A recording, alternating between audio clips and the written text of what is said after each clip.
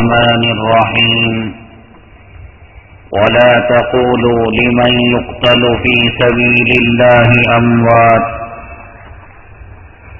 قال النبي صلى الله عليه وسلم الجنة تحت ظلال السيوف أو كما قال النبي عليه الصلاة والسلام رب اشرح لي صدري ويسر لي أمري واحلل عقدة من لساني يفقهوا قولي اللهم صل على سيدنا مولانا محمد في أول كلامنا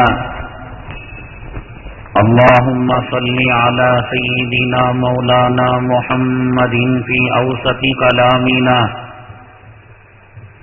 اللهم صل على سيدنا مولانا محمد في آخر كلامنا. معزز سامعین کرام،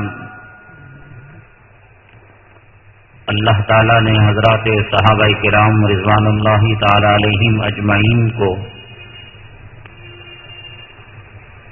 رضی اللہ عنہم ورضوا عنہ کا جو لقب دیا، واقعی وہ اسی کے شائع نشان تھے. جتنے نیکی کے حوصلے تھے، جذبات تھے اور کرنے کے مواقع تھے، ان میں سے ہر صحابی اور صحابیہ نے اس کو گوایا نہیں اور اس موقع کو ہاتھ سے جانے نہیں دیا. جب کبھی اعلاء کلمت اللہ کا موقع آیا ہو، دین کی سربلندی کے لیے جان اور مال لٹانے کا وقت آیا ہو، آل اولاد اور اپنی خون کا نذرانہ پیش کرنے کا وقت آیا ہو، اور کسی صحابی نے اپنے قدم کو پیچھے ہٹایا ہو، اس کی مثال نہیں مل سکتی. ان کی زندگی کا مقصد، ان کے جینے کا مقصد یہی تھا، اللہ کا دین سر بلند رہے، اور جتنی نیک نامیاں تھیں سب وہ اپنے حصے میں لے کر چلے گئے. کوئی مجاہد گھوڑ سوار سے مشہور ہو گیا،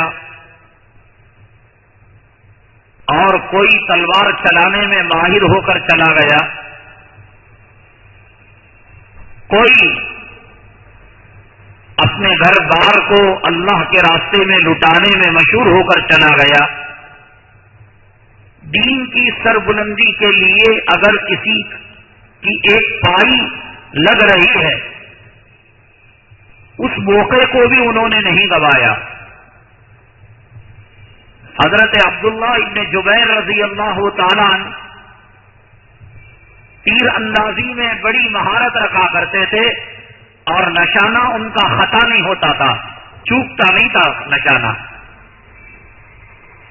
غزوہ احد کے موقع پر جو حضرات حج بیت اللہ کے لیے عمرے کے لیے تشریف لے گئے ہیں اور انہوں نے زیارتیں کی، تو احد کے پہاڑ کے پاس ایک چھوٹا سا ٹیلہ ہے جسے جبل الرمات کہتے ہیں، تیر اندازوں کا ٹیلہ.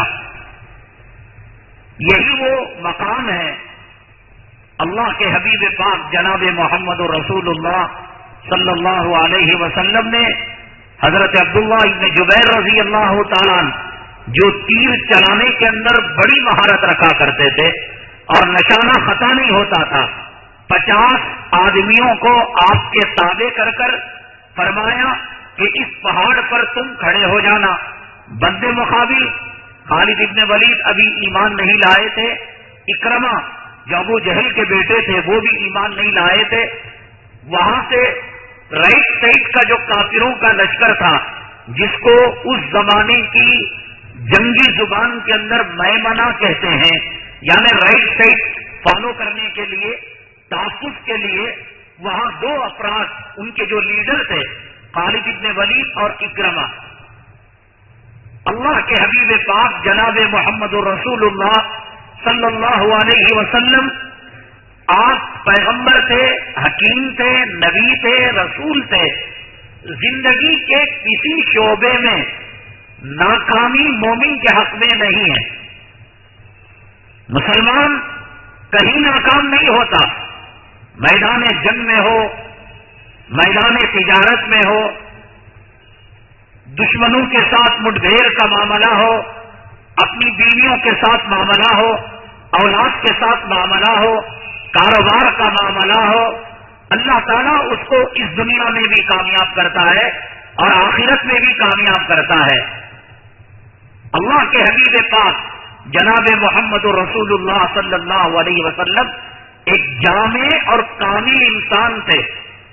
کاروبار کیا تو ایسے چمکایا، کاروبار کے وہ قوانین اور کاروبار کے وہ اصول اور کاروبار کے وہ پوائنٹس آپ نے قوم کو دیے.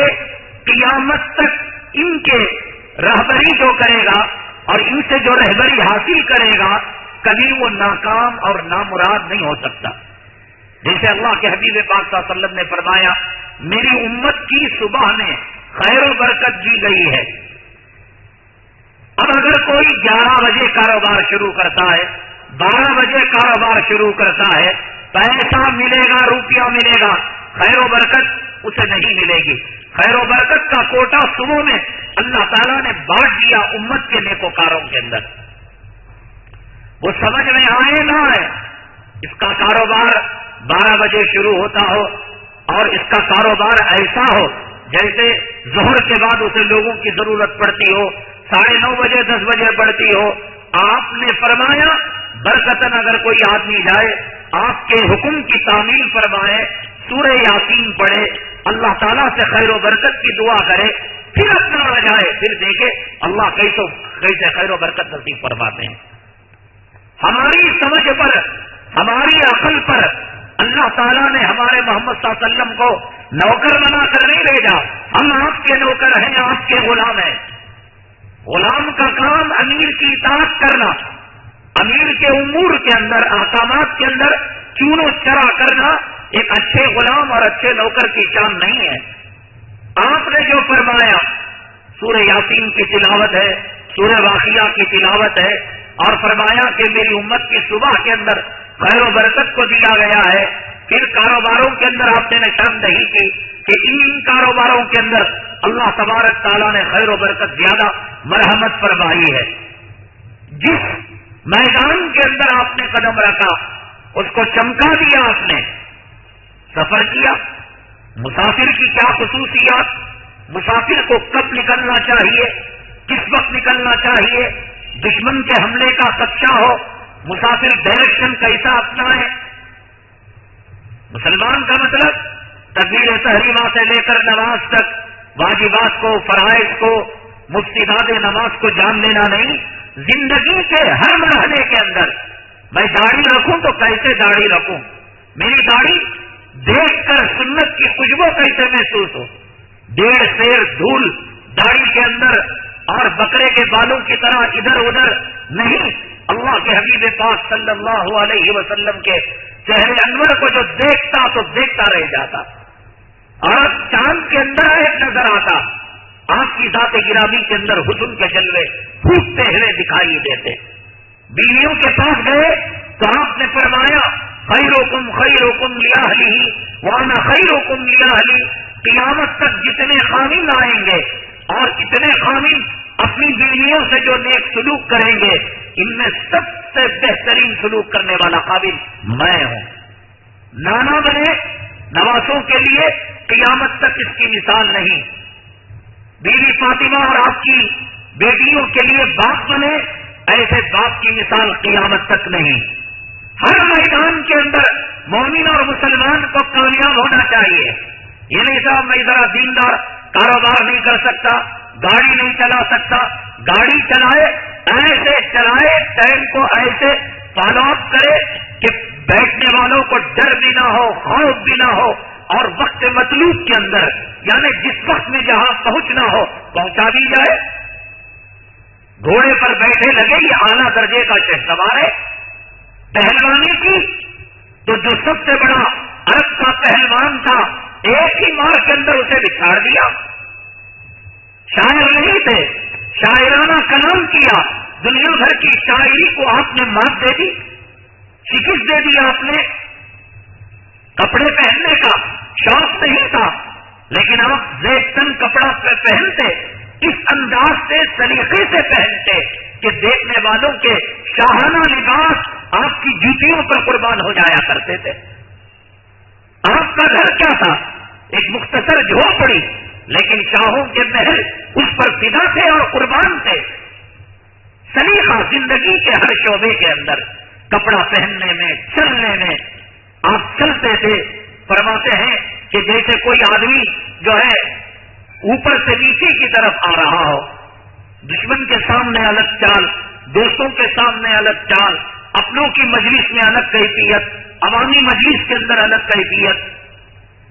یہ اللہ کے حبیب پاک جناب محمد رسول اللہ صلی اللہ علیہ وسلم کی سیرت زندگی کے ہر شعبے میں. بال آپ نے جو رکھے 3 طریقوں سے, وہ حسن کا اعلیٰ درجہ. آپ نے جو چہرہ رکھا, حسن وہاں پر جا کر ختم ہو جاتا ہے. ہر چیز کے اندر آپ نے بکری کے گوشت کے اندر جو دستانے آپ نے پسند فرمائے, اب کوئی دنیا کا ڈاکٹر ماہر حیوانیت, حیوانات جو بکری کے دستانے کی خصوصیات ہیں اس کو کوئی انکار نہیں کر سکتا. ہر رزق کھانے کے بعد اللہ کے نبی صلی اللہ علیہ وسلم نے اللہ کا شکر ادا کیا. روٹی کھائی, گوشت کھایا, آپ نے چاول کھایا, آپ نے فروٹ کھایا, اللہم لک الحمد و لک الشکر. لیکن آپ نے جب دودھ پیا تو آپ نے فرمایا اللہم بارک لنا فی, اے اللہ ہمیں اس میں برکت دے, وزدنا من. نہ آم کو کہا, نہ امرود کو کہا, نہ انگور کو کہا, نہ کھجور کو کہا, نہ گندم کو کہا, نہ چاول کو کہا, نہ بکری کے دستانے کو کہا. اب رہتی دنیا تک لوگ کہیں گے کہ دودھ کے اندر ایک انسان کے لیے جو افادیت ہے اور غذائیت ہے وہ کسی دنیا کی اور غذا کے اندر نہیں ہے. دنیا کے ہر شعبے کے اندر کامل اور مکمل آپ پیغمبر تھے, آپ رہبر کامل تھے. ایسا نہیں کہ کسی شعبے کے اندر نہیں صاحب مجھے یہ نہیں آتا, وہ نہیں آتا. وراثت اللہ کے نبی صلی اللہ علیہ وسلم, میتھمیٹکس جسے کہتے ہیں, انسان کے مرنے کے بعد یہی وراثت کا ہی آپ نے امت کو دیا. کہاں سے آئی یہ چیز امت کے اندر؟ حساب و کتاب, کیلکولیٹر اور آپ کا ہمارا کمپیوٹر فیل ہو سکتا ہے. اللہ کے حبیب پاک جناب محمد رسول اللہ صلی اللہ علیہ وسلم نے جو فارمولے دیے ہیں وراثت کے, قیامت تک چلیں گے اور ایسے چلیں گے اللہ کی قسم کوئی عقل اس سے ٹکرائے گی, پاش پاش ہو جائے گی. اسی طریقے سے کاروبار کے بارے میں آج جو مسلمان روتے ہیں, صاحب کاروبار کے اندر خیر و برکت نہیں ہے, دکان چلتا ہے آمدنی نہیں ہے, نماز کے لیے فرصت نہیں ہے, پریشانی ہے, سکون اور چین کا نام و نشان نہیں ہے.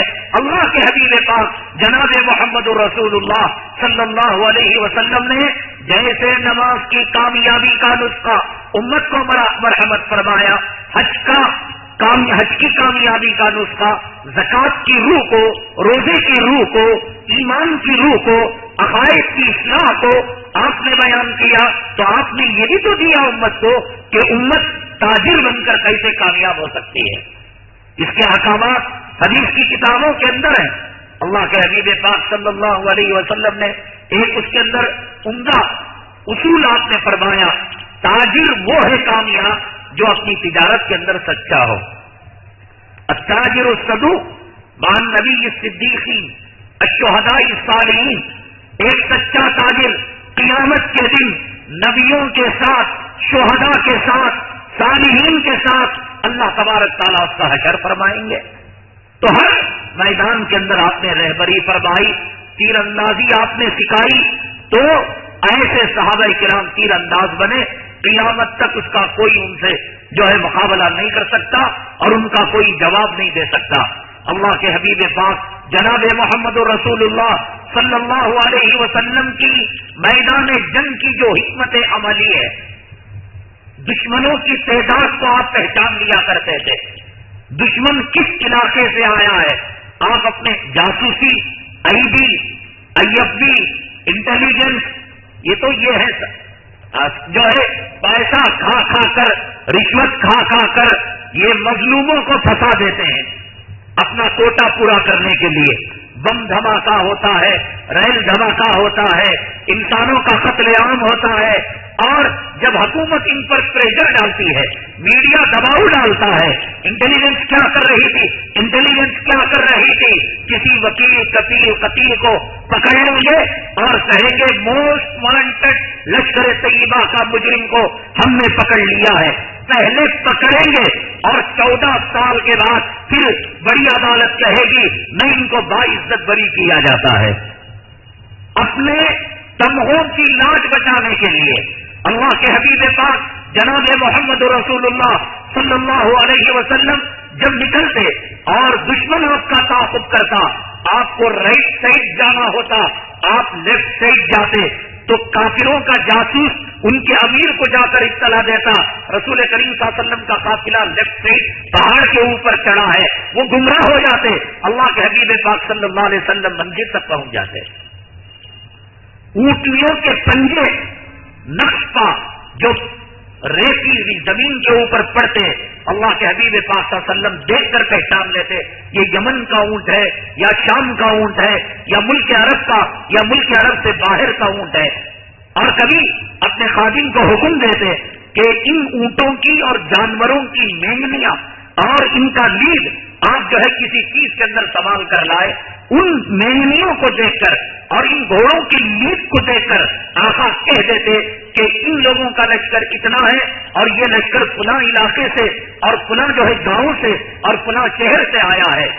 بہت بڑے حکمت عملی کے ماہر تھے، ہر میدان کے اندر کامیاب. یہ نہیں کہ آپ نے فرمایا صلو کما رأیتمونی اصلی، کہ تم مجھے جیسے نماز پڑھتا ہوا دیکھ کر نماز پڑھو گے تو تمہاری نماز کامیاب ہوگی. ایسے ہی لقد کان لکم فی رسول اللہ اسوۃ حسنہ لمن کان یرجو اللہ والیوم الآخر. صرف نماز روزے میں، حج میں، زکات میں، تسبیحات میں، تلاوت میں نہیں، زندگی کے ہر شعبے میں آپ نے جو لباس اپنایا، آپ نے جو چہرہ اپنایا، آپ نے جو معاشرت اپنائی، آپ نے جو کاروبار کا طریقہ کار اپنایا، آپ نے دوستوں دشمنوں کا جو سلوک اپنایا، میرے رب کی عزت و جلالت کی قسم اگر کوئی اپنی زندگی میں اس لائی ہے عمل کو لاتا ہے، اس دنیا میں بھی امن، سکون اور چین کے ساتھ وہ زندگی گزارے گا اور اس کی آخرت بھی کامیاب ہوگی. یہ نہ سمجھے کہ نکاح اور شادی کے معاملے کے اندر ہم آزاد ہیں، دکان بنانے میں، مکان بنانے میں ہم آزاد ہیں، کپڑا پہننے میں آزاد ہیں، ہم مسجد کی 4 دیواری کے مسلمان ہیں. مسجد کے اندر گئے، پاجامے کو ٹکنے سے اوپر کر لیا، جیب سے ٹوپی نکالی اور سر پر ٹوپی پہن لی، اور امام صاحب کے سلام پھیرنے کے بعد دھڑ دھڑ دھڑ دھڑ جیسے پرندہ جو ہے آزاد بھاگتا ہے اور کوئی خیری سلاخیں ٹوٹنے کے بعد بھاگتا ہے، ایسے بھاگ کر گئے اور چپل پہننے سے پہلے ٹکنے سے نیچے پاجامے کو کر لیا اور ٹوپی کو اٹھا کر جیب میں کر لیا. نہ، یہ مسجد کا مسلمان کامیاب نہیں ہو سکتا. مسلمان اپنی بیوی کے پاس بھی مسلمان ہو، اولاد کے سامنے باپ بن کر مسلمان ہو، بیوی کے سامنے خاوند بن کر مسلمان ہو، امیری میں مسلمان ہو، غریبی میں مسلمان ہو، مسافرت میں مسلمان ہو، اقامت میں مسلمان ہو، دشمنوں میں مسلمان ہو، جنگ کے میدان میں مسلمان ہو، اور اپنی معاشرت کے اندر مسلمان ہو، محفل نکاح کے اندر مسلمان ہو، کاروباری بن کر مسلمان ہو، غریب بن کر مسلمان ہو، بھوک لگے مسلمان بنے اور کھانا کھائے مسلمان بنے. کیا کہتے ہیں دعا؟ الحمدللہ الذی اطعمنا وسقانا، اس کے بعد وجعلنا من المسلمین. اللہ ہر کھلایا پلایا. کتا کھاتا نہیں کھاتا، سور کھاتا نہیں کھاتا، جنگل کے درندے کھاتے نہیں کھاتے. الحمدللہ الذی اطعمنا وسقانا. کافر بھی کھاتا ہے، یہودی بھی کھاتا ہے، عیسائی بھی کھاتا ہے، مشرک بھی کھاتا ہے، چاند کا پجاری اور گائے کا پیشاب پینے والا، زمین کا پجاری، بتوں کا پجاری، رام اور گنیش کا پجاری، سب کو اللہ دیتا ہے. اطعامنا سب کو تو نے دیا، وسقانا سب کو دیا، لیکن مجھے اور ان میں فرق کیا ہے؟ وجعلنا من المسلمین، مولا مسلمان بنا کر دسترخوان پر بٹھایا۔ وہ بسم اللہ والا برکت اللہ کتا نہیں پڑتا، سور نہیں پڑتا، رام کا پجاری نہیں پڑتا، لکشمن کا پجاری نہیں پڑتا، وہ ہاتھ میں نوالا ہوتا ہے اور آنکھوں سے ٹی وی گھورتا رہتا ہے، رنڈیوں کو گھورتا رہتا ہے۔ اصل اس دعا کا ٹکڑا یہ ہے وجعلنا من المسلمین، کہ تو نے مجھے مسلمان بنا کر لقمہ دیا۔ اچھا، بیت الخلا سے نکلنے کے بعد کی دعا ایک تو لمبی دعا ہے، اگر کسی کو یہ دعا یاد نہ ہو، حدیث کے اندر ایک شارٹ دعا ہے۔ ایک دعا وہ ہے، کوئی آدمی ٹوائلٹ گیا نکلا، الحمدللہ الذی اذھب عنی العذاب وعافانی، یاد نہیں ہے، صرف غفرانک کا پڑھا۔ حدیث میں آتا ہے کہ اس نے بیت الخلا سے نکلنے کے بعد کی دعا کا حق ادا کر دیا۔ غفرانک، نہ اللہم، نہ درود، نہ آگے نہ پیچھے، نہ یا ارحم الراحمین، نہ یا اکرم الاکرمین، کچھ بھی یاد نہ ہو، سیدھا پیر باہر نکالے، داواں پیر جیسے ہی باہر آئے فوراً زبان سے کہے غفرانک۔ اس میں کیا کہ غفرانک کے معنی تیری بخشش، کیا مطلب ہے؟ سب پیشاب کیا مسلمان کرتا ہے؟ پیشاب تو ہندو بھی کرتا ہے، جانور بھی کرتا ہے، حیوان بھی کرتا ہے۔ یہ غفرانک تیری بخشش کا کیا مطلب؟ مولا ایسی جگہ چلا گیا تھا کہ میں تجھ پر ایمان اور اسلام لانے کا حق وہاں نہیں ادا کر سکتا تھا، میں ذکر نہیں کر سکتا تھا، میں درود نہیں پڑھ سکتا تھا، میں نماز نہیں پڑھ سکتا تھا، میں تلاوت نہیں کر سکتا تھا، میں تیرا نام ایسی جگہ جو شیطانوں کی گندگی کی خبوثی اور خبائث کی جگہ تھی، اس لیے مولا میں چند دنوں چند لمحوں کے لیے لگ رہا تھا کہ اسلام کے چھتری سے ہٹ گیا۔ غفرانک کا ہے اللہ تیری بخشش مجھے چاہیے۔ ہر زندگی کے موڑ پر مسلمان بنے رہنا یہ مسلمان کی شان ہے۔ اللہ کے نبی صلی اللہ علیہ وسلم حج ہی میں مسلمان نہیں تھے، پیغمبر نہیں تھے، زندگی کے ہر شعبے میں بیویوں کے پاس گئے، ایسا سلوک کیا کہ ایسے خادم کی مثال کائنات میں نہ پہلے ملتی ہے نہ قیامت تک مل سکتی ہے۔ اولاد کے پاس گئے، وہ رویہ اپنایا، قیامت تک ایسا باپ دنیا کو مشفق اور ہمدرد باپ پیش نہیں کر سکتا۔ تاجر بنے، تجارت کے ایسے زرعی اصول دیے، میدان جنگ کے اندر آئے، ایک ایک آپ کی حکمت عملی۔ آج امریکہ اور آج برطانیہ، آج مسلمان داڑھی کی سنت سے محروم ہو گیا، آج مسلمان جو ہے مسواک کی سنت نہیں اپناتا ہے، آج مسلمان نبی کریم صلی اللہ علیہ وسلم کی طہارت کے طور طریقوں کو نہیں اپناتا ہے، آج انگریز، یہود اور عیسائی جناب محمد رسول اللہ صلی اللہ علیہ وسلم کے جنگی حکمتی عمل طریقوں کو اپنا رہے ہیں، اور اپنا کر وہ دیکھو دنیا کا اصول یہ ہے کہ جو کنواں کھودے گا اس کو پانی ملے گا، ہندو کھودے تو اس کو ملے گا۔ ریل کی پٹری ہندو لگائے ٹرین اس پر چلے گی، مسلمان لگائے، یہ دنیا کی حد تک، دنیا کے امور کی حد تک اللہ تعالیٰ نے مذہب کو درمیان میں نہیں لایا۔ تاج محل ہندو بنے، شاہجہاں بنے، تاج محل کی تعمیر ہو جائے گی، لال قلعہ ہندو بنے، مسلمان بنے، لال قلعے کی تعمیر ہو جائے گی۔ اسی طریقے سے جنگی حکمت عملی نبی نے فرمائی، جو آقائے دو عالم صلی اللہ علیہ وسلم نے وہ یہودی اپنائے وہ کامیاب ہو جائے گا، عیسائی اپنائے وہ کامیاب ہو جائے گا۔ آج مسلمان اپنے آپسی اختلافات کے اندر، جھگڑوں کے اندر، مال کے اندر، دولت کے اندر، بیوی بچوں کے اندر ایسا مبتلا ہو گیا ہے کہ ہندو اور دشمن حملہ کرتا ہے تو آج اس کے پاس ڈیفنس کے ساز و سامان نہیں۔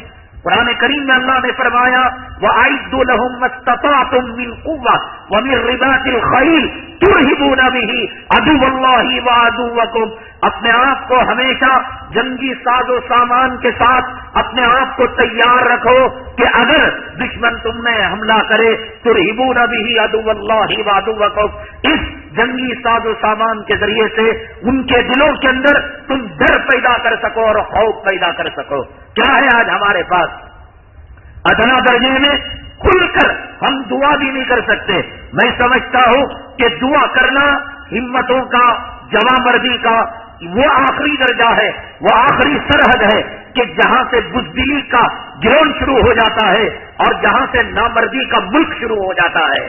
کہاں شام کے لیے دعا کی جا رہی ہے، کہاں مصر کے لیے دعا کی جا رہی ہے، کہاں فلسطین، عراق اور افغانستان کا نام ہمارے مشائخ لیتے ہیں، ہمارے علماء لیتے ہیں، ہمارے بزرگان دین لیتے ہیں۔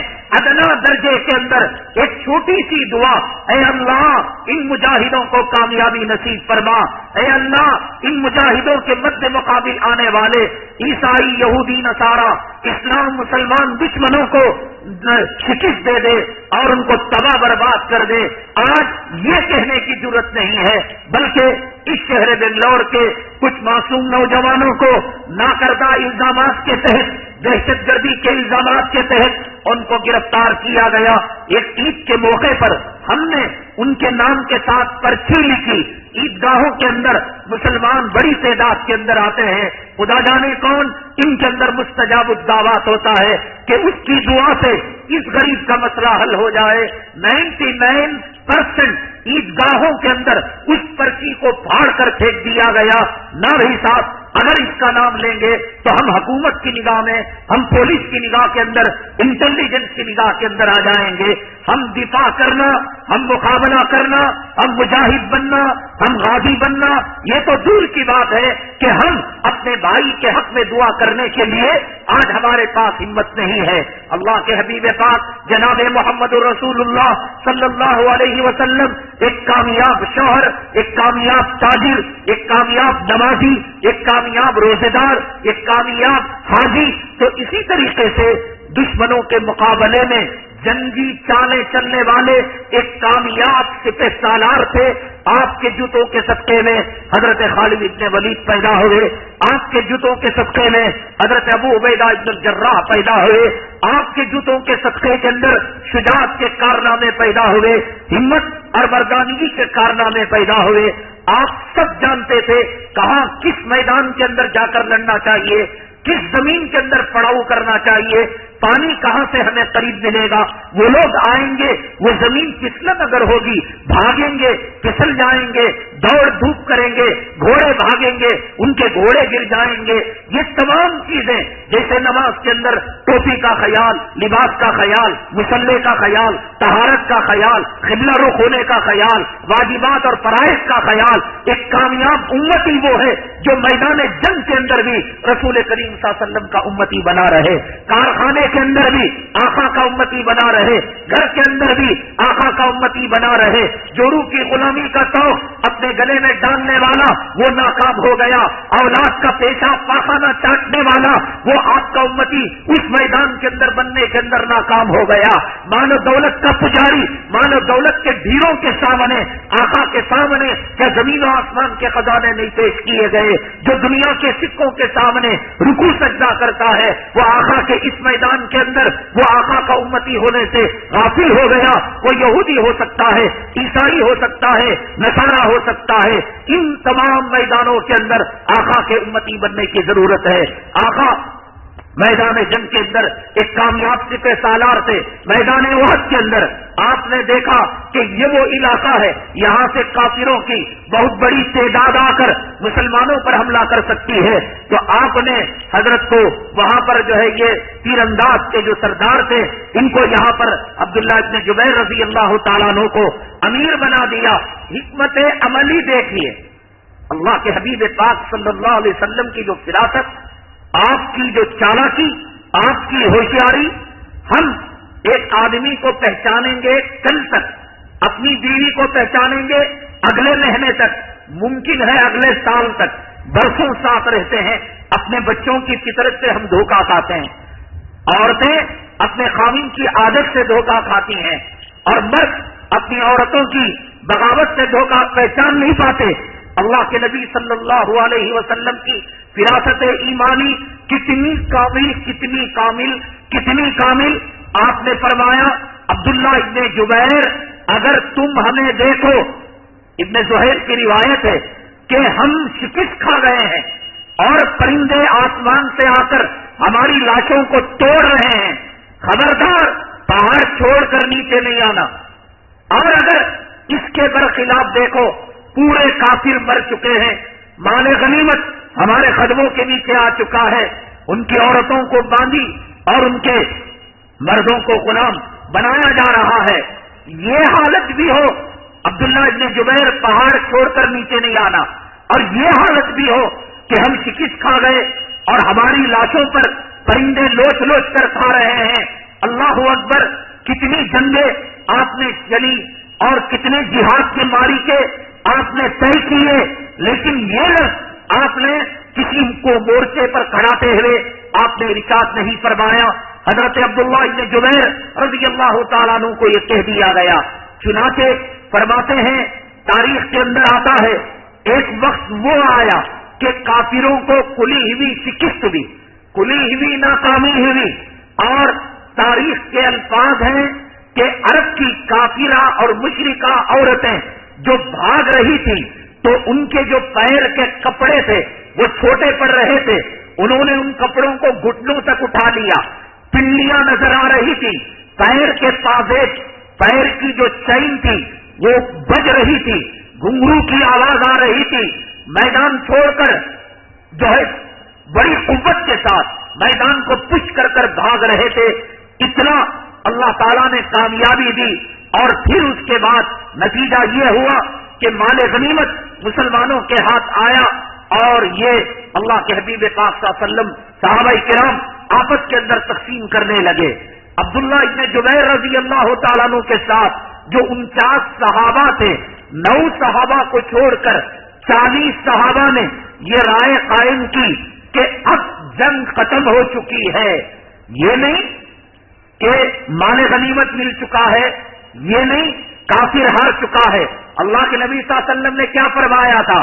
پرندے لوچے تو بھی نہیں آنا، مال قدموں میں پڑے تو بھی نہیں آنا۔ یا مال کا پرندے لوچنے کا مسئلہ نہیں، صحابی نبی کی نافرمانی نہیں کر سکتا، صحابی جان دے سکتا ہے، مال دے سکتا ہے، آل اولاد کو لٹا سکتا ہے، نبی کے منشا کے خلاف نہیں چل سکتا۔ 40 صحابہ کو اجتہادی بھول ہو گئی، انہوں نے یہ سمجھا، یہ نہیں سمجھا کہ مال غنیمت کے بارے میں کیا کہا آپ نے یا پرندے لوٹنے کے بارے میں، انہوں نے کہا کہ جنگ کا بگل ختم ہو چکا ہے، اینڈ سین ہو چکی ہے، اب ہمارا رہنا یہاں کوئی فائدہ مند نہیں، سود مند نہیں۔ حضرت عبداللہ ابن جبیر رضی اللہ تعالیٰ اپنے 9 ساتھیوں کو لے کر ان کے قدموں پر پڑ گئے۔ نبی کا قول یاد کرو، نبی کا فرمان یاد کرو، آپ نے کہا پرندے آ کر ہمارے لاشوں کو نوچے، نہیں اترنا، پورے کافر اور مشرکین کے لاشیں پڑ جائیں اور ان کے اموال غنیمت ہمارے قدموں کے نیچے پڑ جائیں، تب بھی نہیں آنا۔ تو یہ 40 صحابہ کہنے لگے نہ، وہ تو مال ملنے اور پرندے لوٹنے کی بات تھی، اب جنگ ہی ختم ہو گئی، مال ملنے پرندے لوٹنے کی بات کہاں آئے گی؟ چنانچہ 9 صحابہ کو چھوڑ کر یہ 40 صحابہ نیچے آ گئے، اور ادھر خالد بن ولید بڑے ماہر تھے تلوار چلانے کے اندر، اور اکرمہ جو ابو جہل کے بیٹے تھے یہ بھی جنگی مہارت رکھا کرتے تھے۔ اب دیکھا کہ مورچہ یہاں پر خالی ہے تو ان 9 آدمیوں سے ان کفار مکہ نے تیروں سے مقابلہ کیا، تلواروں سے مقابلہ کیا۔ حضرت عبداللہ ابن جبیر ان کی جگہ اگر ہم ہوتے تو یہ کہتے بھئی یہ حماقت ہے، ہزاروں کے مقابلے میں ہم اپنی جان کو لٹا دینا، 9 آدمی 9000 کا مقابلہ کیسے کر سکتے ہیں؟ جب 40 اتر گئے ہم بھی چلے جائیں گے۔ ان کو بھی بیویاں تھیں، ان کے بھی بچے تھے، ان کی بھی حسرتیں تھی کہ ان کی بیوی کا سہاگ باقی رہے، ان کے بچوں کے سروں پر یتیمی کا سایہ نہ منڈلائے۔ لیکن حضرت عبداللہ ابن جبیر رضی اللہ تعالیٰ رسول کریم صلی اللہ علیہ وسلم کے فرمان کو مضبوطی سے آپ نے تھاما، فرمایا دنیا ادھر کی ادھر ہو سکتی ہے، آپ کے فرمان کو ٹالا نہیں جا سکتا۔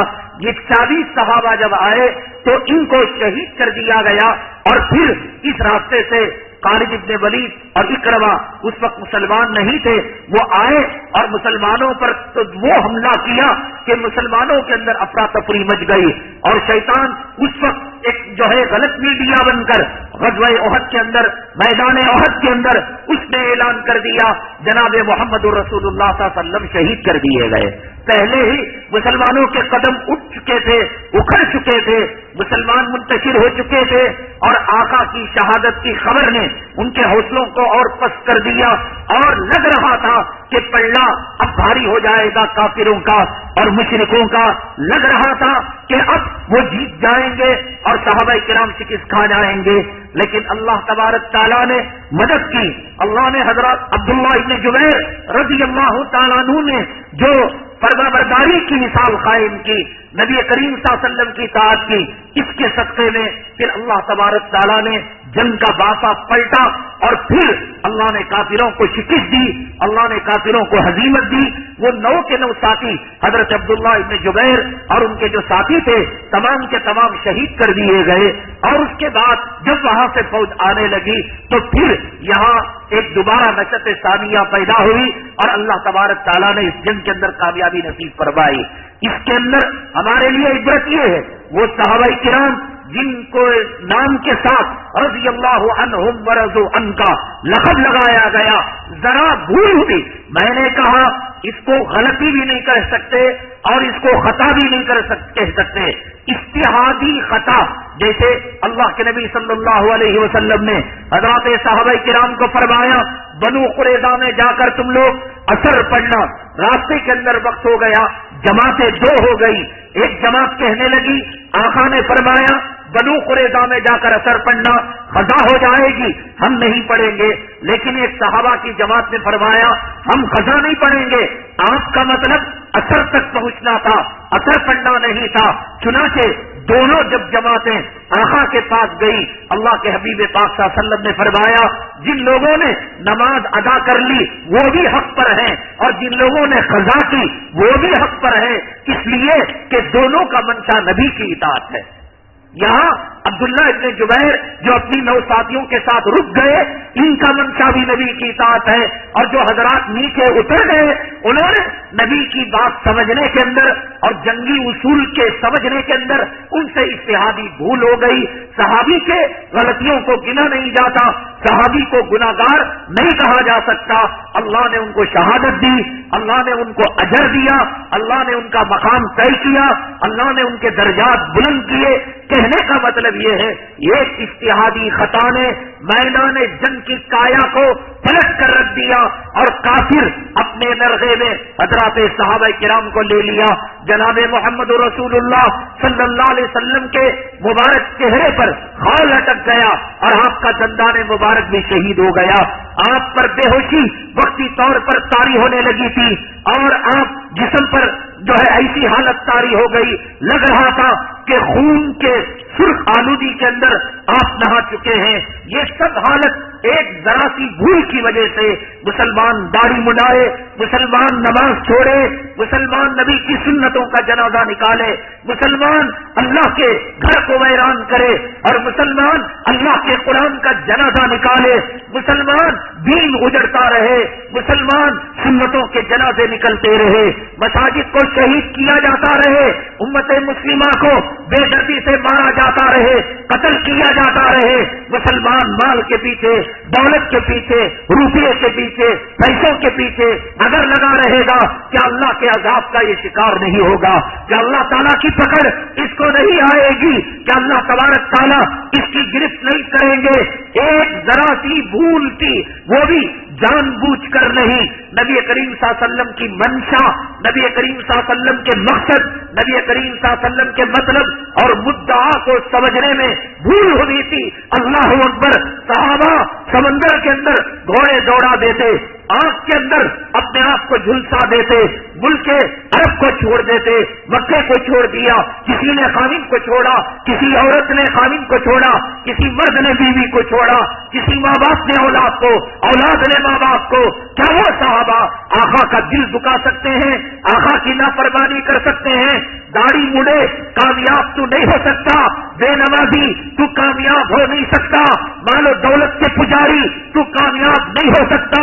تیرے لیے میرے آقا نے بد دعا دی ہے، 23 عبد الدینار و 23 عبد الدرہم، کہ روپیے کا بندہ، مال کا بندہ، سونے چاندی کا بندہ، جوڑوں کا بندہ، اولاد کا بندہ، زمین کا بندہ، کھیت کا بندہ، یہ میں اور کسی اور مولوی اور ملا نے نہیں، محتمیم نے نہیں، آقا نے فرمایا تئیسا عبد الدینار، تئیسا عبد الدرہم، تئیسا تباہ ہو جائے، برباد ہو جائے، آقا نے بددعا دی ہو، تیرے چہرے پر داڑھی نہ ہو، تیری زندگی میں سنت نہ ہو، تیرے گھر کے اندر ناچ گانا ہو، تیرے کاروبار کے اندر جھوٹ ہو، تیرے کاروبار کے اندر مکاری ہو، عیاری ہو، منافقت ہو، تیری زندگی کے اندر دگلاپن ہو، یہودیوں کے طور طریقوں ہو، عیسائیوں کے طور طریقے ہو، اگر کسی کے چہرے پر سنت نہیں ہے، اگر کسی کی زندگی میں نماز نہیں ہے، کسی نے آج کی فجر کی نماز نہیں پڑھی ہے، اور کسی نے آج اللہ کے کلام کا چہرہ نہیں دیکھا ہے،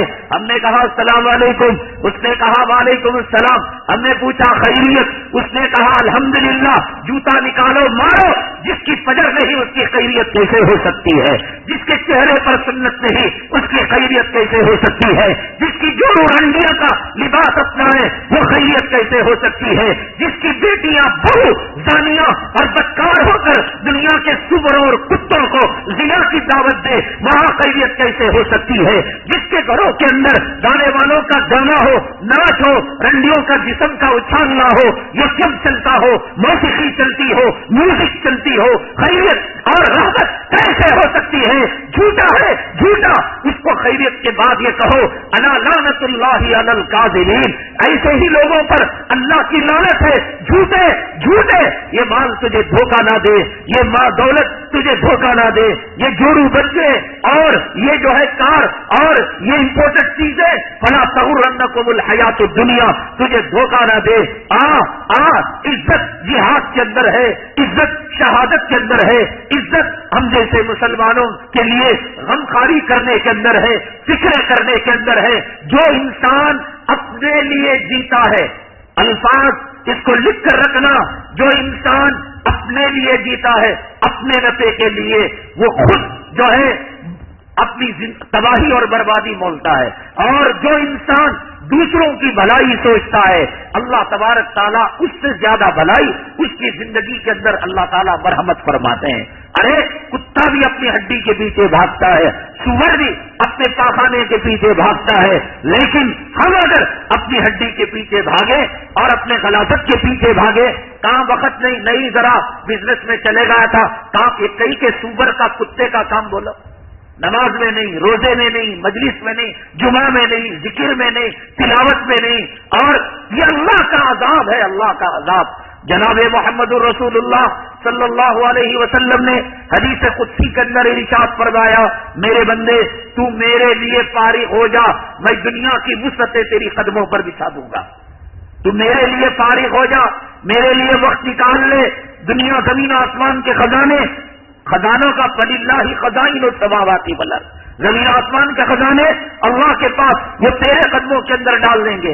اور میرے بندے اگر تو نے دنیا کو اپنا مقصد بنا لیا، اپنا مدعا بنا لیا، اپنی زندگی اور جینے کا ہوس کا اڈا بنا لیا، حدیث قدسی ہے میں دنیا کو کے پیچھے تجھے لگا دوں گا اور دنیا کو بڑا بنا کر تیرے سامنے پیش کروں گا۔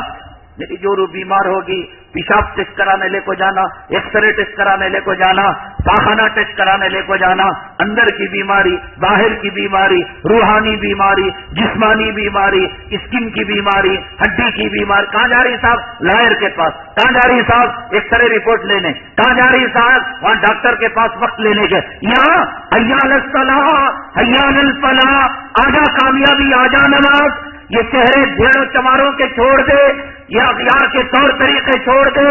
میرے رب کی عزت و جلالت کی قسم، اگر زندگی میں امن اور سکون اور راحت اور چین چاہتے ہو، آقا کے طریقے کو اپناؤ۔ آقا کے طریقے سے حضرات صحابہ کرام انجانے میں اجتہادی خطا اور بھول کی اللہ نے میدان احد کے اندر وہ نقشہ پیش کر دیا۔ ہم اور آپ کس کھیت کے مولی نماز کو چھوڑ کر کامیاب ہو جائیں، ہم اور آپ کس کھیت کے مولی نبی کے چہرے پر تھوک کر کامیاب ہو جائے، ہم اور آپ کس کھیت کے مولی اللہ کے گھر کو ویران کر کر کامیاب ہو جائے. ہم اور آپ کس کھیت کے مولی عورت کا حیض و نفاس چاٹ کر کامیاب ہو جائے.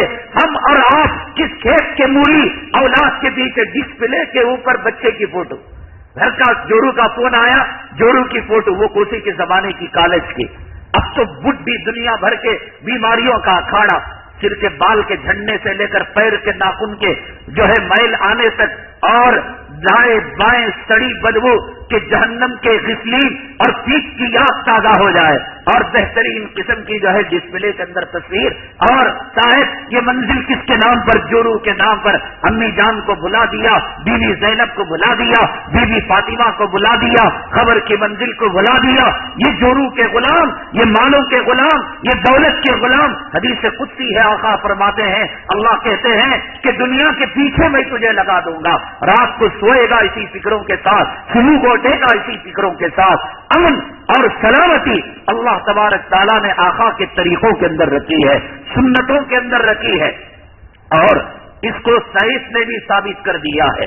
آج کل ایک دو ٹیسٹ بہت چلتے ہیں, ٹی وی کے اندر بھی دیکھنے والوں نے دیکھا ہوگا کہ ایک آدمی کو بٹھایا جاتا ہے اور اس کے سچ اور جھوٹ کا امتحان لیا جاتا ہے, جس کو پولیگراف ٹیسٹ کہتے ہیں.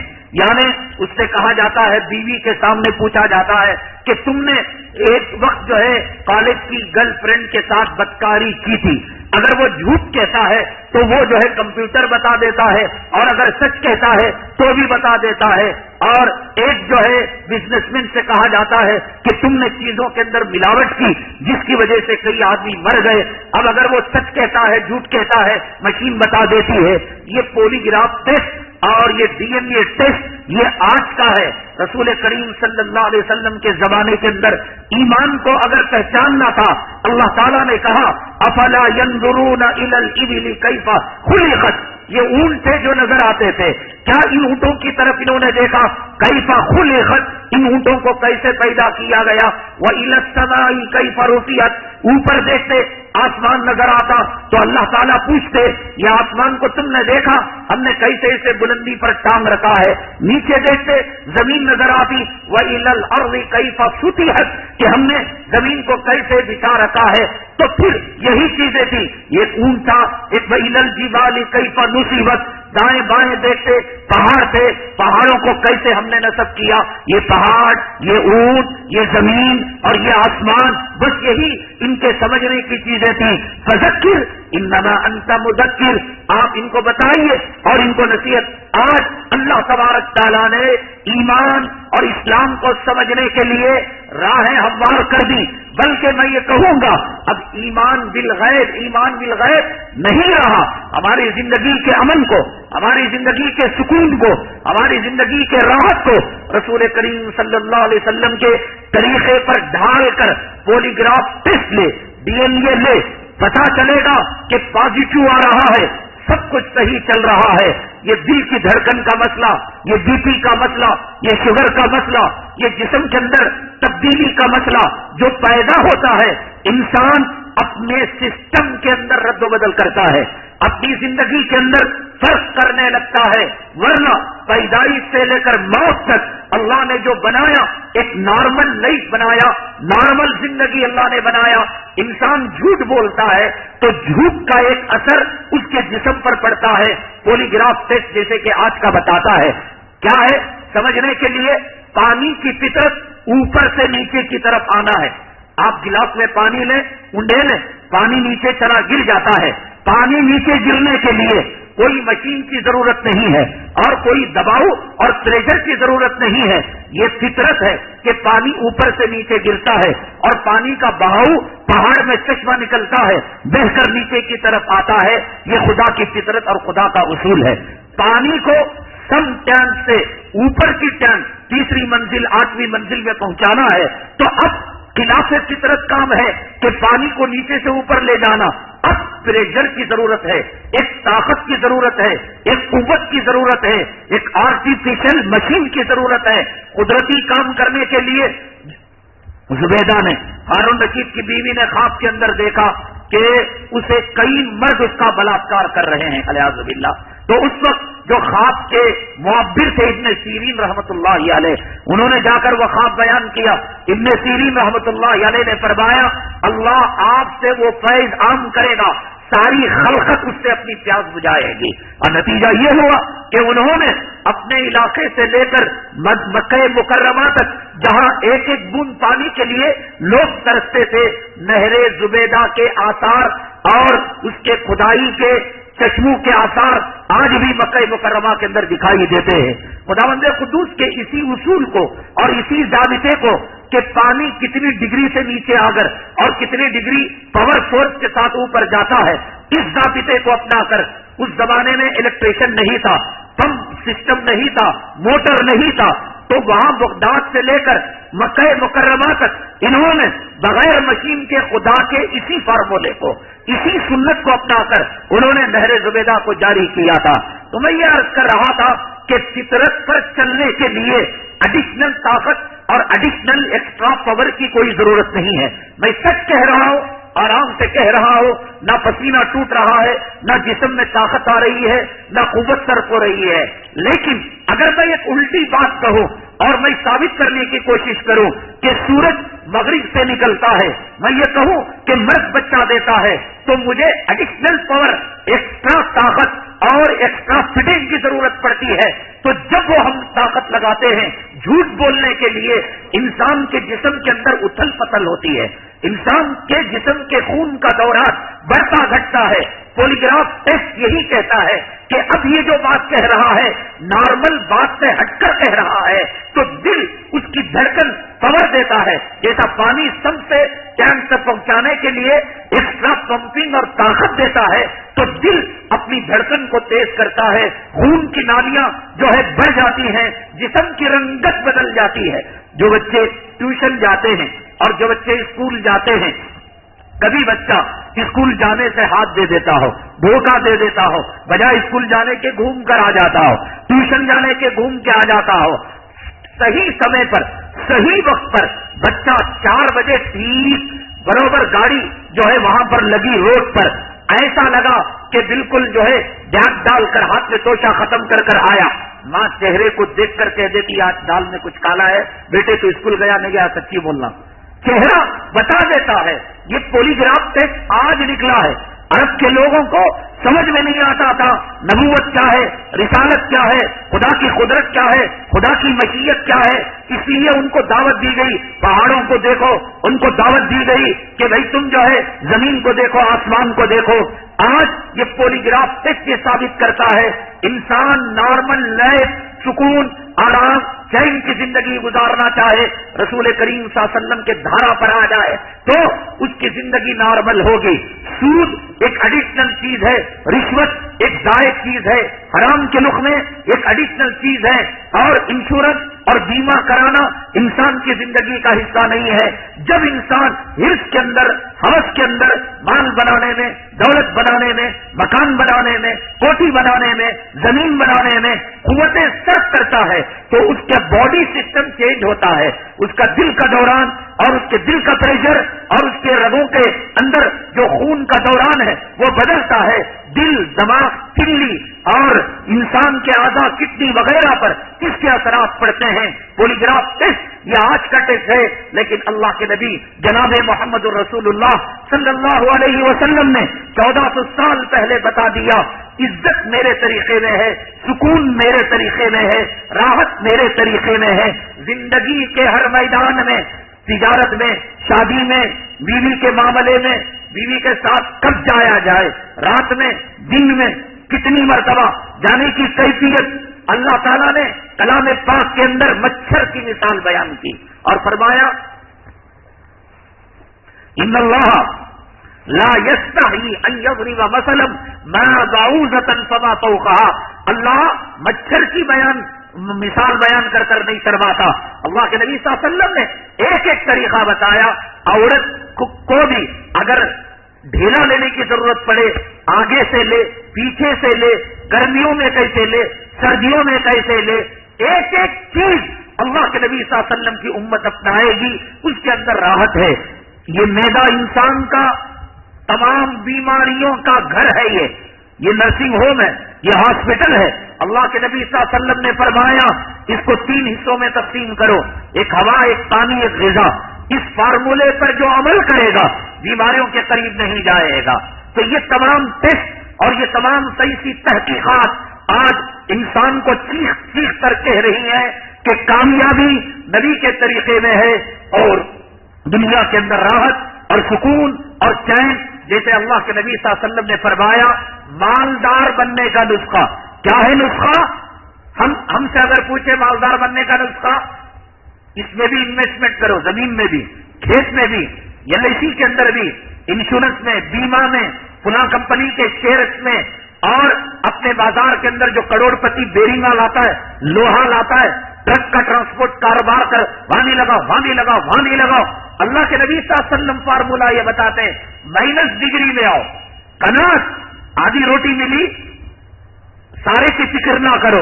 1 ملی، 2 کی فکر نہ کرو. 2 ملی، 4 کی فکر نہ کرو.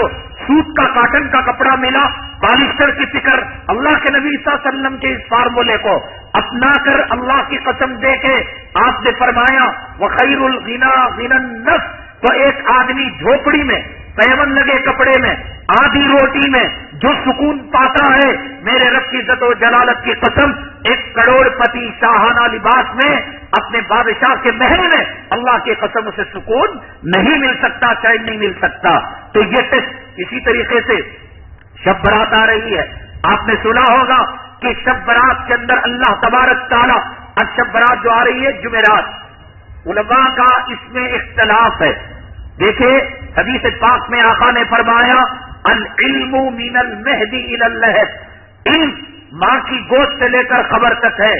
میں فارغ ہو کر 20 سال ہو گئے، 25 سال ہو گئے، اب بھی نہیں کہہ سکتا کہ فلاں علم مجھے حاصل ہو گیا، فلاں چیز کے اندر میں ماہر ہو گیا. کل قبر میں ایک ٹانگ میری اور ایک ٹانگ باہر، اور زندگی کی آخری ہچکی، آخری سانس میری نکل رہی ہے، تب بھی نہیں کہہ سکتا کہ میرا علم پورا ہوا. عجیب مسئلہ ہے.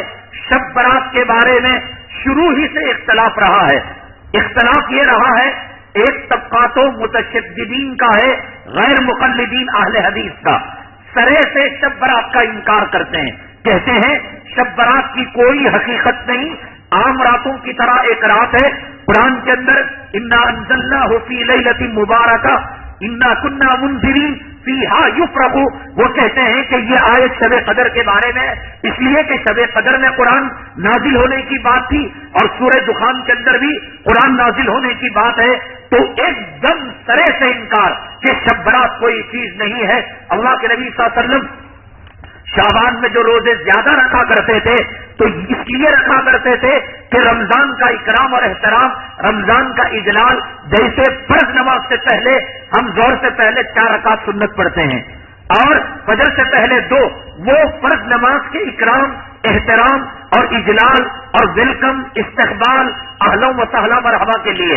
ایسے اللہ کے نبی صلی اللہ علیہ وسلم رمضان کے اکرام احترام کے لیے شعبان المعظم کے اندر اتنے روزے رکھتے تھے. روایت میں آتا ہے کہ آپ چھوڑیں گے نہیں، چھوڑتے تھے، لگتا ہے آپ رکھیں گے نہیں.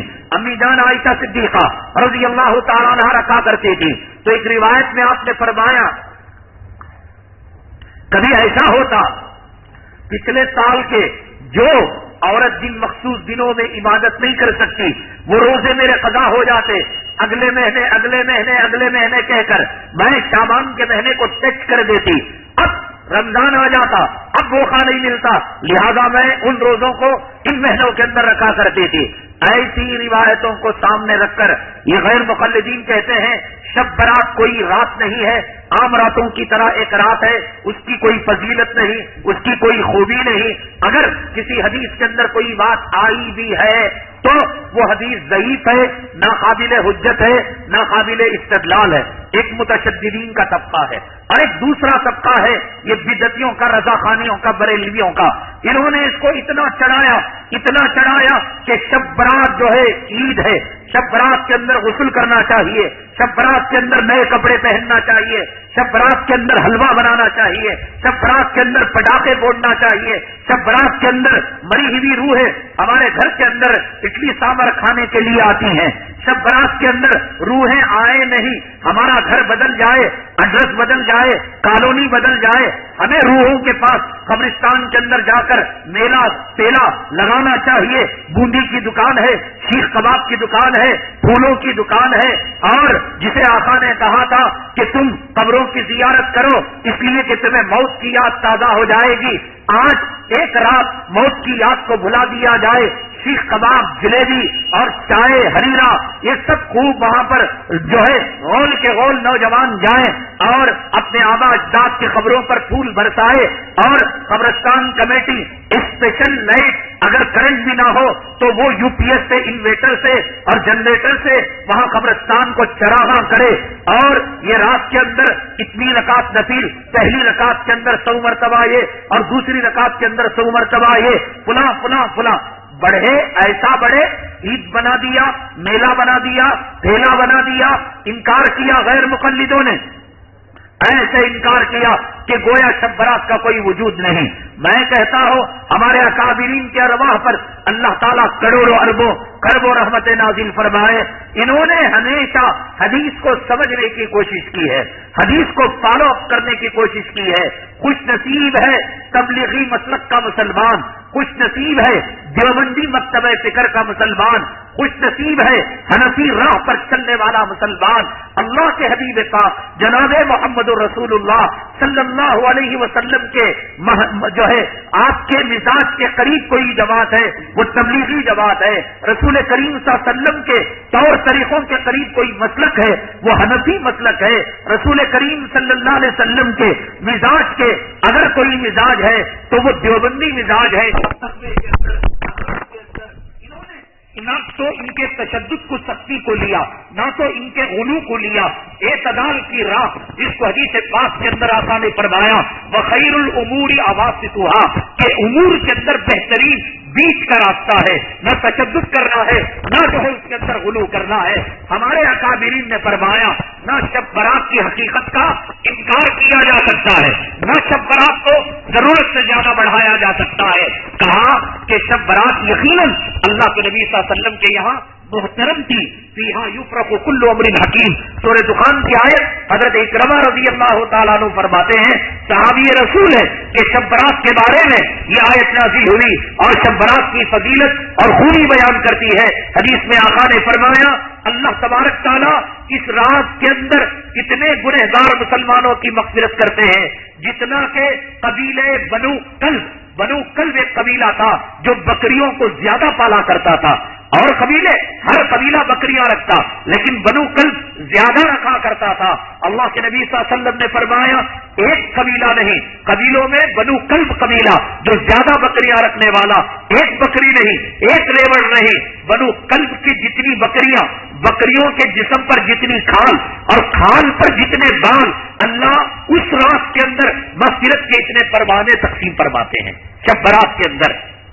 और आपने फरमाया उस दिन अल्लाह ताला अर्श से आसमान दुनिया में आकर बंदों को पूछते हैं हल मिन मुस्तग़फ़िरिन अग़फ़िरुला, है कोई मुझसे मग़फ़िरत तलब करने वाला, मैं उसे मग़फ़िरत देने के लिए तैयार हूँ। है कोई हल मिन मुस्तरज़िक़िन अर्ज़ुक़ुला, रोजी मांगने वाला। वो रात वो है रब को राजी करने की, वो रात वो है अपनी तकदीर को लिखवाने की, वो रात वो है कि अपने अल्लाह को राजी करवाने की, वो रात वो है अपना मुक़द्दर संवारने की। ये वो रात है कि आप मसनून तरीके से उस रात के अंदर इबादत करें। ईद कहते हैं भाई, ईद दिन में आती है रात में आती है। ईद उल फितर जो नमाज पढ़ते हैं रमजान के खुतबे की, वो दिन में पढ़ते हैं रात में, और जो बकरे ईद की नमाज पढ़ते हैं ईद आती है दिन में। जो लोग कम वक्त कहते हैं कि ये ईद है, तो ये ईद रात में क्यों आती है? तो इसका मतलब ये हुआ कि ये ईद है ही नहीं। जब ईद नहीं है, कपड़े पहनना, बिरयानी बनाना और फिर हलवा बनाना और फिर जो है इस किस्म के काम करना, शरीयत के अंदर इस बात की इजाजत नहीं है। आका ने फरमाया हर कौम के लिए एक ईद और वली कौमी ईदान, मेरी उम्मत के लिए दो ईदें हैं, एक ईद उल फितर और दूसरे ईद उल अजहा। शब बारात को ईद कहना गलत है, شب برات کے لیے کپڑے سلے ہو صدقہ کر دیں، اگر سلے ہو صدقہ کرنے کی صلاحیت نہیں رمضان کے لیے رکھ لیں، اور رمضان کی عبادتوں کے لیے، تراویح کے لیے اور اعتکاف کے لیے رکھ لیں۔ ہرگز جو ہے گھروں کے عورتوں کے دباؤ میں آ کر ان کا حیض و نفاس چاٹ کر غلامی کر خدا کو ناراض نہ کریں۔ آقا شب برات کے بعد والا دن جو 15ویں شعبان آتی تھی، جو اگلا جمعہ آتا ہے، اس دن روزہ رکھا آپ نے۔ پوچھا گیا اے آقا آپ نے روزہ کیوں رکھا؟ آپ نے فرمایا پیر اور جمعرات کو آقا روزہ رکھتے تھے نہیں تھے؟ پیر جمعرات کو آقا کا روزہ رکھنے، ہم بھی تو آپ سے کہتے ہیں کہ روزہ بھی رکھیے صحت بھی بنے گی، روزہ رکھیے آپ سنت بھی ادا ہوگی، روزہ رکھیے یہ نیت کیجئے کہ مجاہدوں کی مدد ہو، روزہ یہ نیت کیجئے کہ مجاہدوں کی مدد ہو، روزہ رکھیے بچوں کے خون کا جو شہادت کا لہو ہے پکار رہا ہے، کہیے کہ روزے کی حالت میں مولا اس کی لاج رکھ لے۔ تو پیر جمعرات کو کیوں رکھتے تھے؟ منگل کو، سنڈے کو کیوں نہیں رکھتے تھے؟ اس لیے کہ پیر جمعرات کو امت کے اعمال اللہ کے دربار میں پیش ہوتے تھے۔ تو اللہ کے نبی صلی اللہ علیہ وسلم یہ چاہتے ہیں روزے کی حالت میں میرے اعمال اللہ کے دربار میں پیش ہو، ہفتے میں پیر جمعرات اور سال میں شب برات 15 شعبان۔ اس لیے اللہ کے نبی صلی اللہ علیہ وسلم سے پوچھا گیا یہ روزہ کیسا ہے؟ آپ نے فرمایا شب برات کے موقع پر اللہ تبارک تعالیٰ ایک تقدیر تو لکھ دیے ہیں اللہ فائنل لوح محفوظ کے اندر۔ یہ دنیا پیدا ہونے سے پہلے اللہ نے سب سے پہلے قلم کو پیدا کیا اور لوح محفوظ کی تختی کو، اور کہا اکتب، قلم کو کہا لکھ، اس نے کہا ماں تم کیا لکھوں؟ کہا اکتب ما کانا وما کائن وما یکون، جو ہو چکا، جو ہونے والا ہے اور جو ہوگا، یہ تینوں چیزوں کو تو لکھ دے۔ اللہ کا آرڈر تھا، قلم چر چر چر چر چر چر لکھنے لگا۔ ہم جو امیر ہوتے ہیں، غریب ہوتے ہیں، لڑکیاں لڑکے، بدبخت کمبخت، جیل میں جانا، مار کھانا، بیماری آنا، صحت آنا، سب اسی وقت اللہ تعالیٰ نے لکھ دیا۔ لیکن اللہ تعالیٰ شب برات کو اس لوح محفوظ سے مقامی جو فرشتے ہیں ان کے سپرد کرتے ہیں، وہ ڈپارٹمنٹ کے حوالے کرتے ہیں۔ اس رات اللہ تعالیٰ تو تقدیر کے پابند نہیں، غلام نہیں ہے، اللہ تعالیٰ تقدیر کے مالک ہیں، اللہ تقدیر کو بدلنے والے ہیں۔ اس رات اگر کوئی روزہ رکھے گا اور اس دن روزہ رکھے گا، رات کو سنت طریقے پر اللہ تعالیٰ کی عبادت کرے گا۔ دیکھیے حدیث پاک کے اندر ہے جو لوگ قبرستان کو جاتے ہیں جانا سنت نہیں ہے، اگر جانا ہے پوری زندگی میں ایک مرتبہ آقا گئے اور ایک مرتبہ گئے تو 1.25 لاکھ صحابہ میں ایک صحابی بھی شب برات کو قبرستان جو ہے بقیع الغرقد کو نہیں گئے۔ اگر وہ جانا سنت ہوتا صحابہ کرام ہر شب برات کو جاتے۔ یہ بریلوی رضاخانی ان کے حلووں کا فاتحہ کا بیپار ہوتا ہے اور پھولوں کا کاروبار ہوتا ہے، اس لیے انہوں نے اس رات کے اندر کمپلسری ضروری قبرستانوں کو جانا قرار دے دیا، جس کے نتیجے میں ان کا کاروبار اور بیپار چمک جاتا ہے۔ وہ رات جگنا اتنا ضروری جتنا آج امت نے بنا لیا پہاڑ کہ نیند آئی چائے پی کر منہ کو پانی مار کر ایک راؤنڈ جو ہے چل کر پھر کر زبردستی۔ آپ نے حدیث کے اندر سنا، حدیث دیکھیے ہمارے اکابرین پر اللہ تعالیٰ رحمت نازل فرمائے اور ان کے راستوں پر چل کر اللہ تعالیٰ ہمیں ہدایت کے فیصلے فرمائے۔ حدیث پر کیسا غور و فکر کرتے ہیں، کہتے ہیں امی جان عائشہ صدیقہ رضی اللہ تعالیٰ عنہا فرماتی ہے کہ میں اپنے بسترے پر سوئی ہوئی تھی۔ شب برات میں سونے کا کیا کام امی جان؟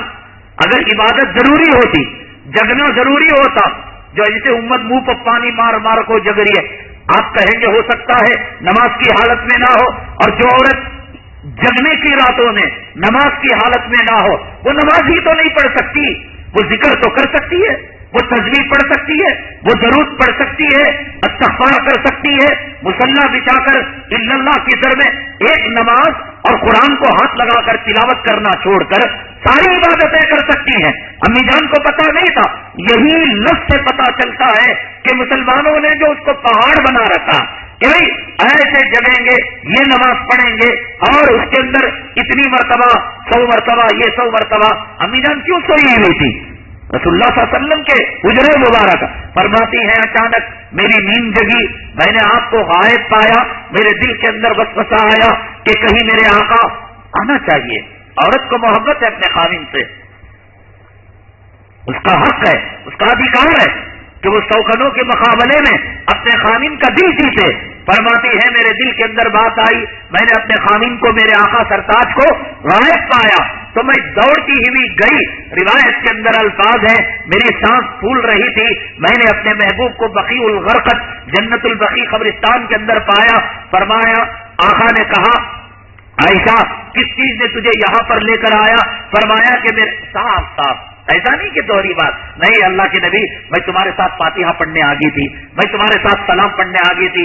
یہ نقرے کر کر کر کر عورت بیماریاں بول رہی ہے. یہ نفاق ہے نا عبداللہ ابن ابی ابن سلول، وہ ڈی این اے کا جو کیڑا ہے ابھی بیان کروں گا میں، وہ پورے نفاق کے کیڑے عورتوں میں خاوند کے سامنے ایسی کہ خاوند یہ سمجھے گا کہ دنیا کے اندر عورت ہے کہ تو میری جورو بھی ایک نمبر کی، اور یہ بھی غلام ہو کو خدا سے رشتہ توڑ لیتا، نبی سے رشتہ، آخرت سے رشتہ، ایک نمبر منافقت کا مرض ہے تو اس کے اندر ہے. سب کچھ بیوی جو ہے وہ ماں کے ساتھ جو کرنا کرے گی، اور خاوند کے ساتھ اور سسر کے ساتھ اور نڑن کے ساتھ بھاوج کے ساتھ جیسے معاملہ کرنا. کوئی اس سے ایکٹنگ سیکھے، اس کے رونے کو دیکھ کر فرشتوں کو رونا آ جائے، اس کی مسکراہٹ کو دیکھ کر پھول جو ہے شرما جائے. دھوکہ صرف مسلمان نہیں کھاتا، سیدھی سادی تھی. اللہ نے نبی کے لیے چنا تھا امی جان کو، اللہ نے تصویر دکھا کر نکاح کرایا تھا، جبرائیل امین کو بھیج کر اللہ نے بتایا تھا یہ جنتی عورت ہے محمد صلی اللہ علیہ وسلم، ان سے نکاح کرنا. صاف دل میں ایک زبان میں نہیں آقا دل کے اندر کچھ بات پیدا ہو گئی تھی. اللہ اکبر. اللہ کے نبی صلی اللہ علیہ وسلم نے فرمایا عائشہ تو خیال کرتی ہے میں یہ معاملہ کروں گا؟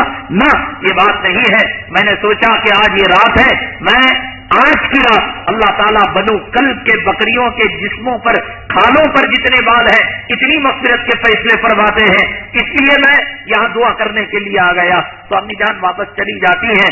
تو ایک رات آپ آئے، ہر رات آپ قبرستان ہر شب برات نہیں گئے.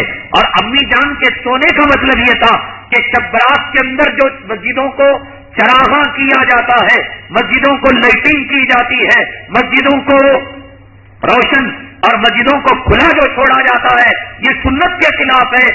اس حدیث سے پتا چلتا ہے امی جان عائشہ صدیقہ رضی اللہ تعالیٰ عنہ فرماتی ہیں آقا میرے حجرے میں تھے، نبی کے حجرے میں اور ریاض الجنہ جنت کا ٹکڑا مسجد نبوی میں ایک ٹاٹ ایک پردے کا فرق تھا. ہمارے اکابرین کہتے ہیں گھر کی 2 رکعت نفل نماز پوری رات مسجد میں پڑھنے سے وہ 2 رکعت افضل ہے، اس لیے کہ وہ سنت کے مطابق ہے، اور مسجد میں آ کر کرنا سنت کے خلاف ہے. گھر کے اندر 2 آیتیں پڑھنا مسجد کے اندر پورے کلام پاک کے پڑھنے کے مقابلے میں افضل ہے، اس لیے کہ ان راتوں کے اندر تنہائی میں اپنے گھروں میں عبادت کرنا افضل ہے، سنت ہے. ہاں کسی کے گھر کے اندر بالکل گنجائش نہیں ہے، بچے پیشاب پاخانہ کر دیتے ہیں، گھر تنگ ہے اور جو ہے کسی قسم کے مصلح بچھانے کی بھی وہ مجبوری الگ چیز ہے، لیکن سنت یہ ہے. اللہ کے نبی صلی اللہ علیہ وسلم بقیع الغرقد شب برات میں مسجد نبوی سے صحابہ کے جم گٹے سے نکلے تھے. اللہ کے نبی صلی اللہ علیہ وسلم کو جانا ہوتا. بھائیو بزرگوں دوستو نحمدہ و نصلی علی رسول کریم، آؤ میں جا رہا ہوں بقیع غرقد. بدر کو گئے تو بلایا نہیں بلایا، احد کو گئے تو بلایا نہیں بلایا، خندق کو گئے بلایا، بقیع غرقد کو کیوں تنہا گئے؟ ضرورت نہیں تھی، بس آپ گئے. بقیع غرقد کو جمگٹی کی ضرورت نہیں تھی، چراغاں کی ضرورت نہیں تھی، مسجد سے نہیں گئے، اپنے گھر سے گئے. روایت کے ان الفاظ کو غور و فکر کرنے سے پتا چلتا ہے کہ گھروں کے اندر عبادت کرنا افضل ہے. بعض مسجدوں کے اندر ان راتوں کے اندر بیانات کا سلسلہ، بعض مسجدوں کے اندر مظاہرے اختلاف، بعض مسجدوں کے اندر ذکر و اذکار کی محفلیں.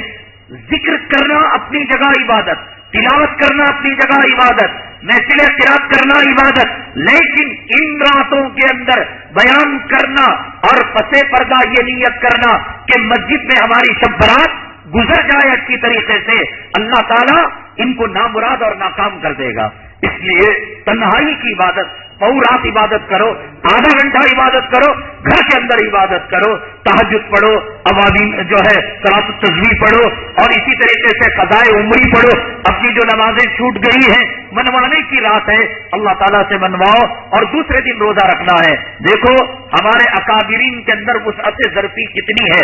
حضرت مولانا مفتی تاریخ مسعود صاحب دامت برکاتہم العالیہ ہمارے جو پڑوسی ملک پاکستان ہے، اس کے بڑے اکابر علماء اور بڑے اعزاء مفتیان کرام میں آپ کا شمار ہوتا ہے. انہوں نے کہا ہے کہ شعبان کا جو شب برات کا روزہ ہے وہ روزہ نہیں رکھنا چاہیے، اور جن روایتوں سے روزہ ثابت ہے وہ روایتیں ضعیف ہیں. اور جب ان سے کہا گیا، حضرت اقدس مولانا اشرف علی تھانوی رحمۃ اللہ علیہ نے بھی اس روزے کا ذکر کیا اور شب برات کی عبادت کا ذکر کیا، تو مفتی طارق مسعود صاحب نے کہا کہ وہ انسان ہی تھے، پیغمبر نہیں تھے، اور انسان سے اجتہادی غلطی ہو سکتی ہے. یعنی ہمارے اکابرین کی وسعت ظرفی، ہمارے اکابرین، میں یہی آپ لوگوں کو کہتا ہوں کہ علماء، خطبہ، ائمہ، مشائخ کے پاس لاٹ مت ہو جاؤ، اپنے ظرف کو وسیع رکھو کہ کبھی بھی ہمیں سنت مل جائے، ہدایت مل جائے، ہم پیر کا دامن چھوڑ دیں گے اور ہدایت کا دامن اپنا لیں گے. یہ حضرت کا نظریہ ہے. ویسے بہتر یہ ہے کہ جو بیچ کی راہ میں نے کہی، نہ تو عید منایا جائے، نہ تو کپڑے، نہ تو کھانا پینا، رات کو تنہا عبادت کی جائے، اور اگلا جمعہ جو آ رہا ہے اس جمعہ کے اندر روزہ رکھا جائے. اگرچہ کہ روایتیں ضعیف ہیں، علماء فرماتے ہیں کہ ضعیف روایتیں جو ہے فضائل کے اندر، یہ تو کوئی حکم تو نہیں ہے، یعنی اگر کوئی جستا نہیں ہے تو شریعت نہیں کہتی کہ وہ جہنم میں چلا جائے گا. اگر کوئی روزہ نہیں رکھتا ہے، شریعت نہیں کہتی کہ اللہ تعالیٰ اس کو عذاب دے گا. تو اس لیے فضائل ہے کہ روزے کی حالت میں ہمارے اعمال اللہ کے دربار کے پاس جائیں، اگلے سال تک کے فیصلے. حدیث پاک میں آیا، ایک آدمی دلہا کا جوڑا خریدتا ہے، ایک آدمی مکان بناتا ہے، اللہ نے اس کا نام قبر میں اور کفن میں لکھا چکا ہوتا ہے. تو یہ رات فیصلوں کی رات ہے. اس رات کے اندر جو فیصلے ہوتے ہیں، اللہ کا ایک تکوینی نظام ہے. اللہ روزی دیتا ہے، اللہ پانی دیتا ہے. ایسا نہیں کہ گھر کے اندر آپ نے الماء اور جو ہے واٹر کا بٹن ہے دبایا، اللہ نے پانی دے دیا. گھر کے اندر سن اور جو ہے لکھا ہے اولاد، آپ نے دبایا. ایک نظام ہے، ایک سسٹم ہے. آپ DNA ٹیسٹ اپنا آیا 1400 سال پہلے کہہ دیا گیا، اللہ تعالیٰ انسانوں کا نظام چلاتے ہیں. DNA ٹیسٹ کیا ہوتا ہے اس کو سمجھنے کے لیے، اس لیے کہ ہر آدمی سائنسدان نہیں ہوتا، اور سائنس کی بات سمجھنا اس کے لیے آسان نہیں ہوتا. سمجھنے کے لیے میں یہ کہتا ہوں، چائے کپ کے اندر ہمارے سامنے آتی ہے، ہمیں معلوم ہوتا ہے یہ چائے ہے، یہ کافی ہے، لیکن پردے کے پیچھے اس کا ایک الگ معاملہ ہوتا ہے. پردے کے پیچھے کیا ہوتا ہے؟ ایک پانی ہوتا ہے، ایک کافی کی ٹکیا، ایک چائے کی پتی اور شوگر کے شکر کے کچھ دانے اور دودھ کا کچھ حصہ. یہ اس کے اجزائے ترکیبی ہوتے ہیں، اس کا بلو پرنٹ ہوتا ہے. انجینئر، آرکیٹیکٹ گھر بنانے سے پہلے بلو پرنٹ نکالتا ہے. تو اسی طریقے سے سالن، بریانی تیار ہے. یہ ایسا نہیں کہ بنی بنائی بریانی آ گئی. اس بریانی کے پیچھے ایک بلو پرنٹ ہے کہ اس کے اندر گوشت، مسالہ، فلاں مرچ لگتا ہے. ایسے ہی اللہ تبارک تعالیٰ نے انسان کی جو تخلیق فرمائی، اور شب برات کے اندر اللہ تبارک تعالیٰ جو فیصلے فرماتے ہیں، وہ انسان کے DNA اور انسان کی بلو پرنٹ ہی کے اندر اللہ تعالیٰ جو ہے انگلیاں چلاتے ہیں، رد و بدل کرتے ہیں. یہ وہ اللہ تعالیٰ کا حیرت انگیز قدرت کا کارنامہ ہے کہ دنیا کے کافر و مشرک اگر اللہ کے اس کارنامے کو، قدرت کو دیکھیں گے، کلمہ پڑھے بغیر وہ خاموش نہیں ہو سکتے. تو انسان جو پیدا ہوتا ہے، تو انسان کی تخلیق جو ہوتی ہے وہ ذروں سے ہوتی ہے. جیسے رائی کا دانہ ہمیں آنکھوں سے دکھائی دیتا ہے، اسے خلیے سیلز کہتے ہیں. یہ اربوں خربوں کی تعداد کے اندر خود اللہ نے ایک انسان کی آنکھ میں 27 کروڑ 40 لاکھ کیڑے رکھے ہیں. ایک آنکھ کے اندر 27 کروڑ 40 لاکھ کیڑوں کا مجموعہ ہے یہاں. اللہ ان کیڑوں کو ہدایت دیتے ہیں کہ پتلی ریٹ میں جانا، لیفٹ میں آنا، براؤن کلر ہونا، بلیک کلر ہونا، دیکھے تو رنگ کو پہچاننا، وہ رنگ کو پہچان کر دماغ تک میسج جانا. اتنے کروڑوں کیڑے انسان کے جسم میں سیلز اور خلیے ہوتے ہیں کہ اگر زمین سے لے کر چاند تک تاغے کو لے جایا جائے، 1000 مرتبہ اس کی ڈوری بنائی جائے، 1 مرتبہ، 2 مرتبہ، 500 مرتبہ، 900 مرتبہ، 999 اور 1000، تو انسان کے جسم کے اندر زندے سیلز خلیے اللہ نے اتنے رکھے ہیں کہ ایک تاغا زمین سے چاند تک 10,000 مرتبہ جا کر آتا ہے، تو ان سیلز کو ان میں پرویا جائے، تاغا کم پڑ جاتا ہے، سیلز باقی رہ جاتے ہیں۔ اللہ تبارک تعالیٰ کا نظام دیکھیے انسان کو چلانے کے لیے، اس کو نیند کیسے آنا، اس میں مالداری، اس میں غریبی، اس میں بیماری، اس میں شوگر، یہ پورا کنٹرول جیسے گھر کا کنٹرول انجینئر کرتا ہے، بلو پرنٹ کرتا ہے کہ اس میں رہتا ہے، رائٹ سائڈ جو ہے main gate, left side toilet, سامنے جو ہے باغ بغیچہ، یہ بلو پرنٹ پورے احکامات دیتا ہے۔ انسان کے جسم کے اندر ڈی این اے کو سائنس نے آج پہچانا۔ رب کائنات نے سورہ مومنون کے پہلے رکوع کے اندر 1400 سال پہلے اللہ تعالیٰ نے انسان کے ڈی این اے کے بارے میں وضاحت کر دی۔ انسان کی بیماری، انسان کی صحت، انسان کا سکھ، انسان کا دکھ، کہ کہیں پی پانا، کہیں لہو آنا، مچھر نے آ کر کاٹا، اگر مچھر نے جتنا ہول کیا، انڈے کو ہول کر دیں تو پورے انڈے کا مادہ باہر آ جاتا، ہوا باہر آ جاتی ہے۔ ویسے ہی ہونا یہ چاہیے کہ مچھر نے جب ہول کیا، انسان کا خون بڑھ بڑھ کر بہ کر دوڑ کر باہر آ جانا، لیکن اللہ وہ سیلز کو ہدایت دیتے ہیں، اللہ تبارک تعالیٰ اس کو وہی کرتے ہیں، فوراً جاؤ وہاں مچھر نے ہول کر دیا، اس کو تم جو ہے اپنے لعاب سے، اپنے تھوک سے، اپنے کیمیکل سے اس سوراخ کو تم بند کر دو تاکہ انسان کا خون وہاں پر نکل کر انسان مر نہ جائے۔ یہ سارا نظام اللہ تعالیٰ کی تخلیق، اللہ کی قدرت کا شاہکار کرشمہ ہے۔ انسان، ایک انسان کے اندر اتنے اربوں خربوں سیلز کہ جو زمین سے چاند اور چاند سے زمین تک ہزاروں ڈوریں ناکافی ہوتی ہیں۔ اللہ ایک ایک سیلز کے بارے میں جانتا ہے کہ اس کو کہاں لگانا ہے، کہ بینائی کتنی، دوڑ کتنا سکتا ہے، اور جسم کی طاقت رفتار، جیسے میں نے کہا کہ جیسے کمپیوٹر کی اسکرین پر آپ جو چیز دیکھتے ہیں، کوئی چیز ٹیپ کرتے ہیں، اس کے پیچھے ایک فارمولا ہوتا ہے، ایک کوڈ ہوتا ہے، HTML کوڈ کہتے ہیں۔ وہ کوڈ کو سمجھ کر، اس کو پڑھ کر وہ اسکرین پر اس کو لے کر آتا ہے۔ اسی طریقے سے ہر انسان کا ایک کوڈ ہے جسے ڈی این اے کہا جاتا ہے۔ یہ کوڈ کے اندر کروڑوں اربوں خربوں مخلوقات رہتی ہے۔ اللہ ایک انسان نہیں، اس انسان کے کروڑوں خلیوں کو کان کا کام، آنکھ کا کام، بالوں کا کام، دل کا کام، ایک ایک رونگٹا، اس رونگٹے سے نکلنے والا پسینہ، اللہ تعالیٰ اس کا علم رکھنے والا ہے، اس پر قدرت رکھنے والا ہے۔ شب برات کے اندر اللہ تبارک تعالیٰ لوح محفوظ سے آسمان دنیا اور آسمان دنیا سے ان سیلز تک احکامات پہنچاتے ہیں کہ تجھے اگلی شب برات تک رہنا ہے، نہیں رہنا ہے، اگلی شب برات تک تجھے فقیر ہونا ہے یا مالدار ہونا ہے، اگلی شب برات تک جیل جانا ہے، آزاد رہنا ہے، اگلی شب برات تک ایڈمٹ ہونا ہے، نہیں ہونا ہے، طلاق ملنے والی ہے، نہیں ملنے والی ہے۔ سیلز کو احکامات لوح محفوظ سے آسمان دنیا پر، آسمان دنیا سے اس جو ہے سیلز تک جو ڈی این اے آج کہتے ہیں، تو یہ ڈی این اے ہو، یہ پولیگراف ٹیسٹ ہو، یہ آج کی بات یہ لوگ کہہ رہے ہیں، حقیقت تو یہ ہے اللہ تعالیٰ نے اس قدرت کے حقائق کو اور اللہ تعالیٰ نے اس معجزے کو کلام پاک کے اندر بہت پہلے بیان کر دیا۔ وَلَقَدْ خَلَقْنَا الْإِنسَانَ مِنْ صَلْصَالٍ مِنْ حَمَإٍ مَسْنُونٍ، ہم نے مختلف سیلز سے، بہتے ہوئے پانی سے، جس کے اندر ہزاروں کروڑوں جرثومے ہوتے ہیں، ہم نے انسان کو پیدا کیا ہے۔ اور اللہ تعالیٰ فرماتے ہیں کہ ہم نے ہر چیز کو پیدا کیا اور پیدا کر کر چھوڑ نہیں دیا، پیدا کر کر اس کا ریموٹ ہم اپنے ہاتھ کے اندر رکھے ہیں۔ الذی آتا کل شیء خلقا فہدا، کہ ہم نے گھوڑے کو پیدا کیا، گدھے کو پیدا کیا، انسان کو پیدا کیا، تو اس کا کنٹرول ہمارے ہاتھ میں ہے کہ کتنی عقل یہ استعمال کرے گا۔ اگر گھوڑے کی، ہاتھی کی عقل انسان سے ایک پوائنٹ آگے ہو جاتی تو انسان گھوڑے پر بیٹھ نہیں سکتا، گھوڑا کہتا 3 مہینے میں تیرے اوپر بیٹھوں، تو میرے اوپر 3 مہینے بیٹھنا۔ تو اس لیے اللہ تبارک تعالیٰ کا یہ نظام ہے، قدرت کا عظیم شاہکار ہے۔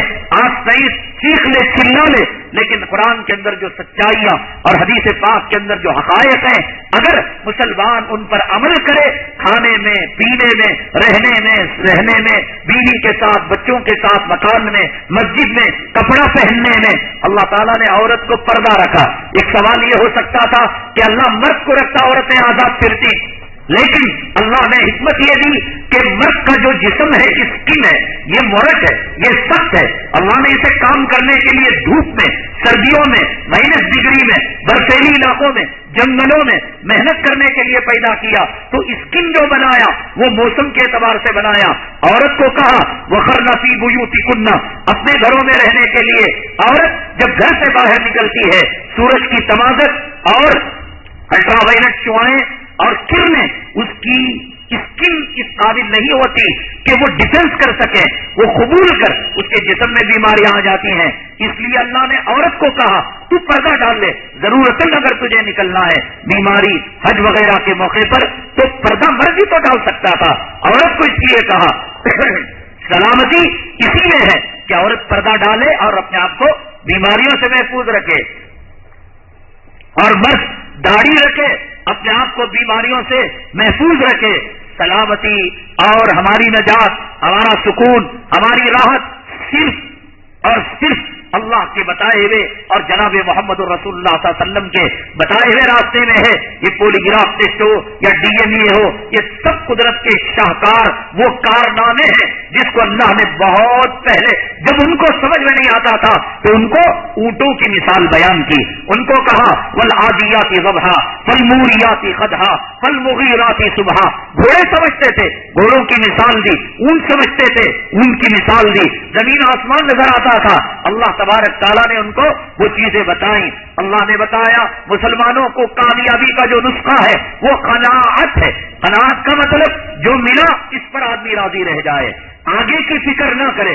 سائیکل ملی، اسکوٹر کی فکر نہیں، اسکوٹر ملی، بائک کی فکر نہیں، بائک ملی، 4 ویلر کی فکر نہیں، 4 ویلر ملی، امپورٹڈ کی فکر نہیں، کرائے کا ملا، اس میں انسان کے لیے راحت اور انسان کے لیے سکون ہے۔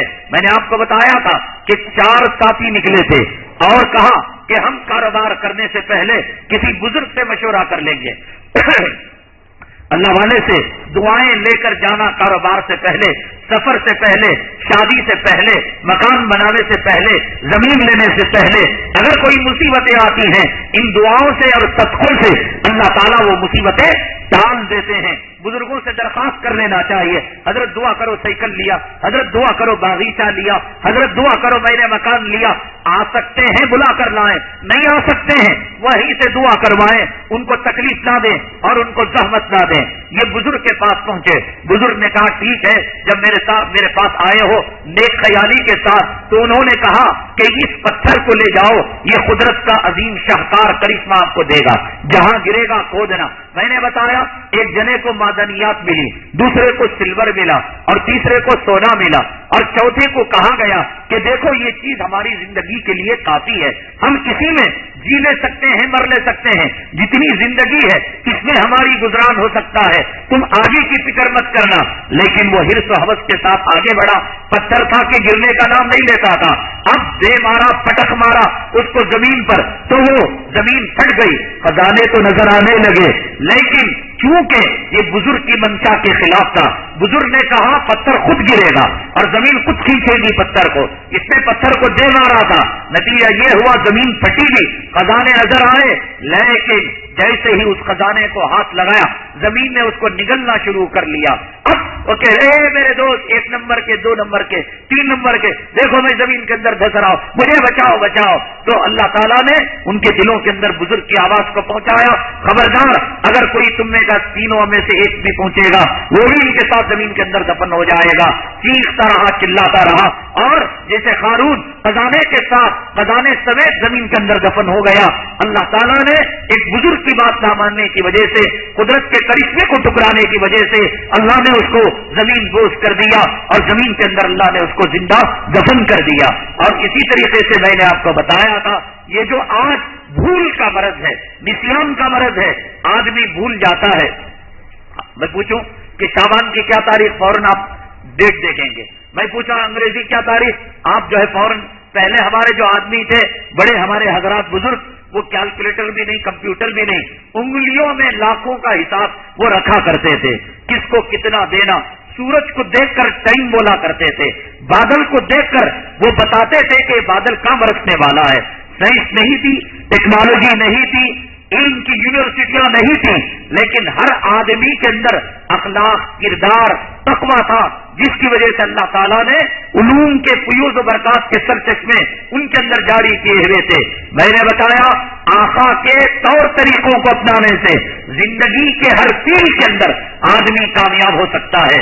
پٹنہ کے پروگرام کے اندر گیا، وہاں آئی بی کے اندر، انٹیلیجنس محکمے کے اندر دارالعلوم دیوبند کے ایک فارغ ہے، دارالعلوم دیوبند کا خاصمی کا اور آئی بی انٹیلیجنس کا محکمہ کہاں، کیا جوڑ ہے؟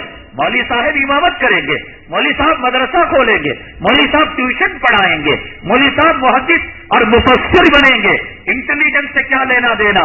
نہ صرف یہ کہ وہ اپنے جو ہے آفس کے اندر ممتاز مقام رکھتے ہیں، ان کا نام غلام کریم ہے، پٹنہ کے اندر رہتے ہیں، پٹنہ کے پروگرام میں کافی وقت ان کے گھر میں بھی قیام کیا اور ابھی ان سے فون سے بھی رابطے میں ہیں۔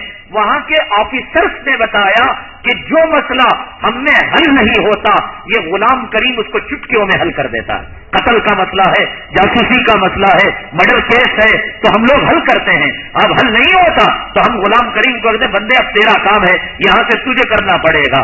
تو یہ رسول کریم صلی اللہ علیہ وسلم کے وارث، نبی کریم صلی اللہ علیہ وسلم کے سنتوں پر چلنے والے دنیا کے جس محکمے کے اندر جاتے ہیں اللہ تعالیٰ ان کو چمکا دیتا ہے، اللہ تعالیٰ ان کو منور اور روشن کر دیتا ہے۔ تو یہ ہوا کہ ایک علاقے کے اندر وہ تانگ جھانگ کیا کرتا تھا میاں بیوی کو، میاں بیوی نے اسے دعوت دی اور وہ لمبا خطاب نے سنا اور بلانے کے بعد اس کو قتل کر دیا اور قتل کرنے کے بعد اپنے گھر کے صحن کے اندر اس کو جو ہے دفن بھی کر دیا۔ اب عطا بھی نہیں، پتہ بھی نہیں زندہ ہے مردہ ہے، مارا تو کس نے مارا، پتہ لگائے تو قاتل کا کیسے لگائے، سراغ لگائے تو کیسے لگائے، نہ آئی بی ہے، نہ انٹیلیجنس ہے، نہ پولیس محکمہ ہے، نہ کوئی ثبوت ہے، نہ کوئی پروف ہے، نہ کوئی شک جانے کی گنجائش ہے۔ تو چنانچہ وقت کے خلیفہ نے کہا کہ ایک ندا لگاؤ، سنا ہے کہ یہاں پر کسی کا قتل ہو گیا ہے، اللہ تعالیٰ مرحوم کو درجات بلند کرے، اللہ قاتل کو معاف کرے۔ یہ کہہ کر اس نے بادشاہ نے حکم دیا، خلیفہ نے حکم دیا کہ اذان آج پہلے وقت میں دے دینا، جیسے کہ 5 بجے وقت شروع ہوتا ہے، 5:30 بجے اذان دی جاتی ہے، آج 5 بجے ہی دے دینا ابتدائی وقت میں، اور جو پہلا آدمی آئے اس کو گرفتار کر کر میرے پاس لانا، پکڑ کر لانا۔ اذان 5 بجے دے دی، یہی جو ہے جو خادم تھا وہ سب سے پہلے مسجد گیا، کہا یہ آواز تو وہ ہے جو محلے کے اندر ندا لگا رہا تھا، اللہ مقتول پر رحم کرے، درجات بلند کرے، قاتل کو اللہ معاف کرے۔ اس کو کیسے پتا چل گیا؟ چلو جا کر پوچھیں گے۔ یہ سوچ کر مسجد کے اندر آیا اور اذان دینے والے کی آواز اور ندا لگانے والے کی آواز دونوں سیم تھی، تو اس نے کہا کہ بھائی تم کچھ ندا لگا رہے تھے۔ نہیں ویسے کچھ نہیں، بادشاہ نے آپ کو یاد کیا ہے۔ بادشاہ کے پاس کھینچ کر لے جایا گیا، خلیفہ نے اسے ڈانٹ کر قاضی نے جو پوچھا تو اس نے اقبال جرم کر لیا اور کہا کہ بات اصل میں یہ تھی کہ میاں بیوی کی خفیہ حرکتوں کو، رات کی حرکتوں کو وہ دیوار میں سوراخ ڈال کر دیکھا کرتا تھا، یہ وہ چیز تھی جس کو نہ بتایا جا سکتا تھا، کہا جا سکتا تھا۔ تو میرے بیگم کو میں نے کہا کہ تم ایک کام کرو، اس کو محبت نامہ دے کر، عشق نامہ دے کر بلاؤ، اور بلانے کے بعد اس کو ہم نے قتل کر دیا۔ اس طریقے سے چٹکیوں کے اندر مسائل حل کیا کرتے تھے، نہ آئی بی تھا، نہ انٹیلیجنس تھا، نہ خفیہ محکمہ تھا۔ آج ہمارے پاس امت کے کروڑوں، لاکھوں، اربوں، خربوں مسائل ہیں اور ہم ہیں روٹی کے مسئلے میں الجھے ہوئے ہیں، پیٹ اور جوڑوں کے، حیض و نفاس کے مسائل کے ہم غلام بنے ہوئے ہیں، اس لیے کہ ہم دنیا کے پیچھے لگ گئے، ہم نے آخرت کو، نبی کے طور طریقوں کو فراموش کر دیا۔ برما کی سرزمین کے اندر آپ جانتے ہیں مسلمانوں کا قتل عام ہو رہا ہے۔ اللہ اس میڈیا کو تباہ کرے، برباد کرے۔ جلد از جلد اللہ تعالیٰ جو ہے کلمے کے علم کو، اللہ تعالیٰ قرآن کے فیصلوں کو، نبی کے فیصلوں کو قوم کے لیے اللہ نافذ فرمائے۔ اس قوم کے لیے اگر کوئی چیز رحمت ہو سکتی ہے وہ محمد رسول اللہ صلی اللہ علیہ وسلم کا نظام ہے۔ کافروں کا، مشرکوں کا نظام، یہودیوں کا نظام، عیسائیوں کا نظام قوم کے لیے تباہ کن ہے۔ یہ بوسنیا بنا دیں گے، یہ گجرات بنا دیں گے، یہ میانمار برما بنا دیں گے۔ برما کی سرزمین کے اندر 1947 کے بعد، اس سے پہلے 1940 پر 3 میں انگریزوں نے اس ملک کو ہندوستان سے الگ کیا اور کہا کہ یہ برٹش برما ہے۔ اسی وقت اس نے وہاں بدھسٹ قوم کو، جو بدھسٹ قوم اپنے آپ کو پرامن قوم کہتی ہے، اس بدھسٹ قوم کو اس نے وہاں پر بسایا اور ان کو خوب فیسلٹیز دی۔ مسلمان بھی رہا کرتے تھے۔ اس وقت سے اس میں یہ چال چلی کہ بدھسٹ قوم اور مسلمان قوم کے اندر اسی وقت سے دشمنی کے، عداوت کے، نفرت کے بیچ یہ جہاں جاتا ہے، یہ نفرت کے بیچ بوجھتا ہے یہ انگریز، یہ جہاں جاتا ہے یہ لڑائیاں ڈالتا ہے، قوم کے جنازے نکالا کرتا ہے۔ چنانچہ اس وقت سے 1940 پر 3 میں جب برما ہندوستان کا حصہ تھا، برٹش برما بنا، وہاں بدھسٹ کے اندر، مسلمانوں کے اندر جو ہے اس قسم کی نفرت کو پیدا کر دیا گیا۔ حقیقت میں 1430 عیسوی، ایک تو چل رہا ہے یہ 1433 ہجری، یاد رکھو عیسوی، یہ 2012 ہے نا، یہ 1430 عیسوی۔ اس زمانے میں خلیفہ ہارون رشید کے زمانے کے اندر برما کی سرزمین کے اندر اسلام کے جھنڈے گٹ چکے تھے۔ 350 سال تک مسلمانوں نے وہاں پر جم کر حکومت کی۔ 350 سال کے بعد بدھسٹوں نے اس ملک پر حملہ کیا، قبضہ کیا اور مسلمانوں کو اپنے ماتحت کر لیا۔ یہ ظلم اور ستم اور تشدد کا سلسلہ اس وقت سے جب مسلمانوں کی حکومت کا خاتمہ ہوا، اس وقت سے لے کر آج تک، اب تک برابر چلا رہا ہے۔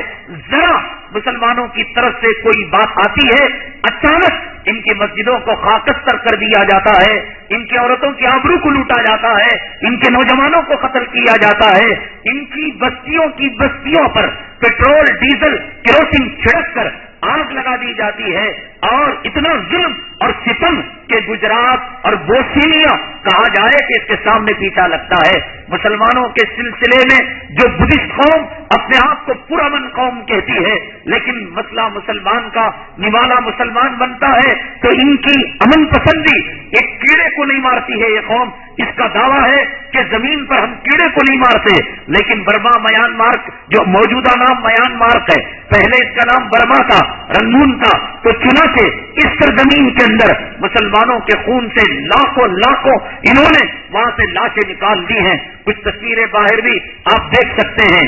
اور پھر یا نہیں تو ان کو کہا جاتا ہے تھائی لینڈ، ایک طرف ان کو لگتا ہے، ایک طرف چائنا لگتا ہے، ایک طرف انڈیا لگتا ہے۔ چائنا اور انڈیا دور، تھائی لینڈ اور بنگلہ دیش قریب، زمینی راستے سے بنگلہ دیش، سمندری راستے سے تھائی لینڈ۔ بیچارے مسلمان جاتے ہیں، یا تو وہاں کی جو سمندری فوج ہے ان کو گرفتار بنا کر ماں اور بہنوں کی آبرو کو لوٹتی ہے اور مسلم مردوں کو سمندر کے حوالے کر دیتی ہے، اور بنگلہ دیش کے جو فوجی ہیں، بارڈر سیکورٹی فورس، ان کو آنے نہیں دیتے۔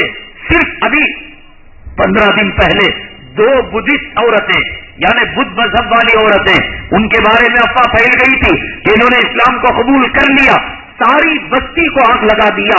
10 مسلمانوں کی تبلیغی جماعت وہاں کام کر رہی تھی، ان کو بیچ چوراہے کے اندر باندھ کر پیٹرول چھڑک کر ان کو آگ لگا دی۔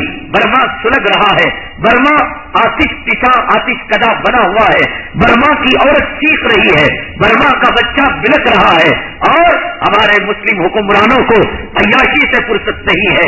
ہمارے مسلم ممالک کو اپنے گھرونی اور اپنے ملکی لڑائیوں سے ان کو فرصت نہیں ہے۔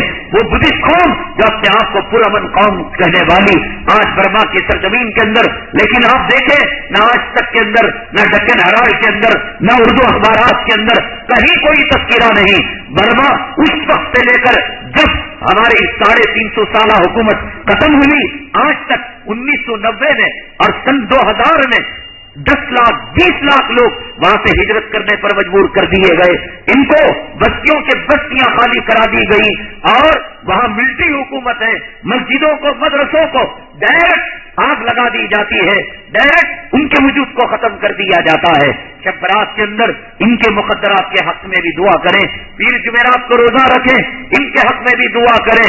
یہ میانمار آج کا موجودہ نام ہے، اصل پرانا نام برما ہے۔ برما سلگ رہا ہے، برما جل رہا ہے، برما کی عورتیں، بچے اور معصوم بلک رہے مسلمان ہونے کے ناطے ہمارے دعاؤں میں اور جس طریقے سے ہم ان کو مدد پہنچائیں اور جس طریقے سے ہم ان کو تعاون کریں، ہم تعاون کرنے کی کوشش کرنی چاہیے۔ اللہ تعالیٰ اشرف برات جو لا رہے ہیں وہ ہر ملک کا، ہر انسان کا، ہر چیز کا مقدر بدلتے ہیں۔ اللہ تعالیٰ خود پوچھتے ہیں آسمان دنیا میں آ کر، حل من مسترزق ارزقنا، ہے کوئی مانگنے والا؟ میں دینے کے لیے تیار۔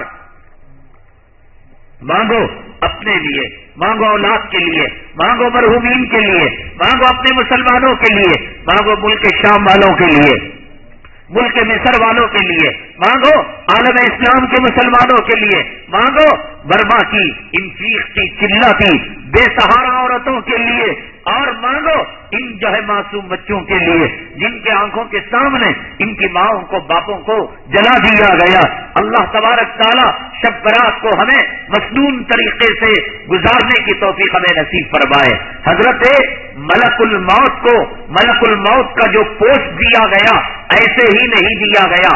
حضرت آدم علیہ السلام کو جب پیدا کرنا چاہا اللہ نے تو اسرافیل علیہ السلام، جبرائیل علیہ السلام، اسرائیل علیہ السلام، ان تینوں کو کہا کہ تم زمین کے اندر جاؤ اور جا کر فلاں جگہ سے خانہ کعبہ جہاں ہے وہاں سے مٹی لے کر آؤ۔ جبرائیل، اسرافیل اور حضرت اسرائیل، ان کا انٹرویو تھا ملک الموت بننے کے لیے۔ کیوں حضرت جبرائیل ملک الموت نہیں بنے؟ کیوں حضرت اسرافیل نہیں بنے؟ اسرائیل کیوں بنے؟ انٹرویو کیا تھا اور اس امتحان کے اندر انہوں نے کیسے کامیابی حاصل کی؟ اس جواب کے ساتھ ایک نئے شہید صحابی کے زندہ جو ہے جذباتی واقعے کے ساتھ اگلی جمعہ حاضر خدمت ہوں گے۔ اللہ تبارک تعالیٰ شب برات کو مسنون طریقے سے گزارنے کی ہمیں توفیق نصیب فرمائے، اس کی رحمتوں اور برکتوں سے اللہ ہمیں بالا بال فرمائے، بدعت اور خرافات سے اللہ تعالیٰ ہماری حفاظت فرمائے، اللہ ہمارے دنیا اور آخرت کے مقدر کو سنوارے، اللہ تعالیٰ الہ کلمت اللہ کے لیے جینے مرنے کی توفیق نصیب فرمائے۔ آمین۔ واخر دعوانا الحمدللہ رب العالمین۔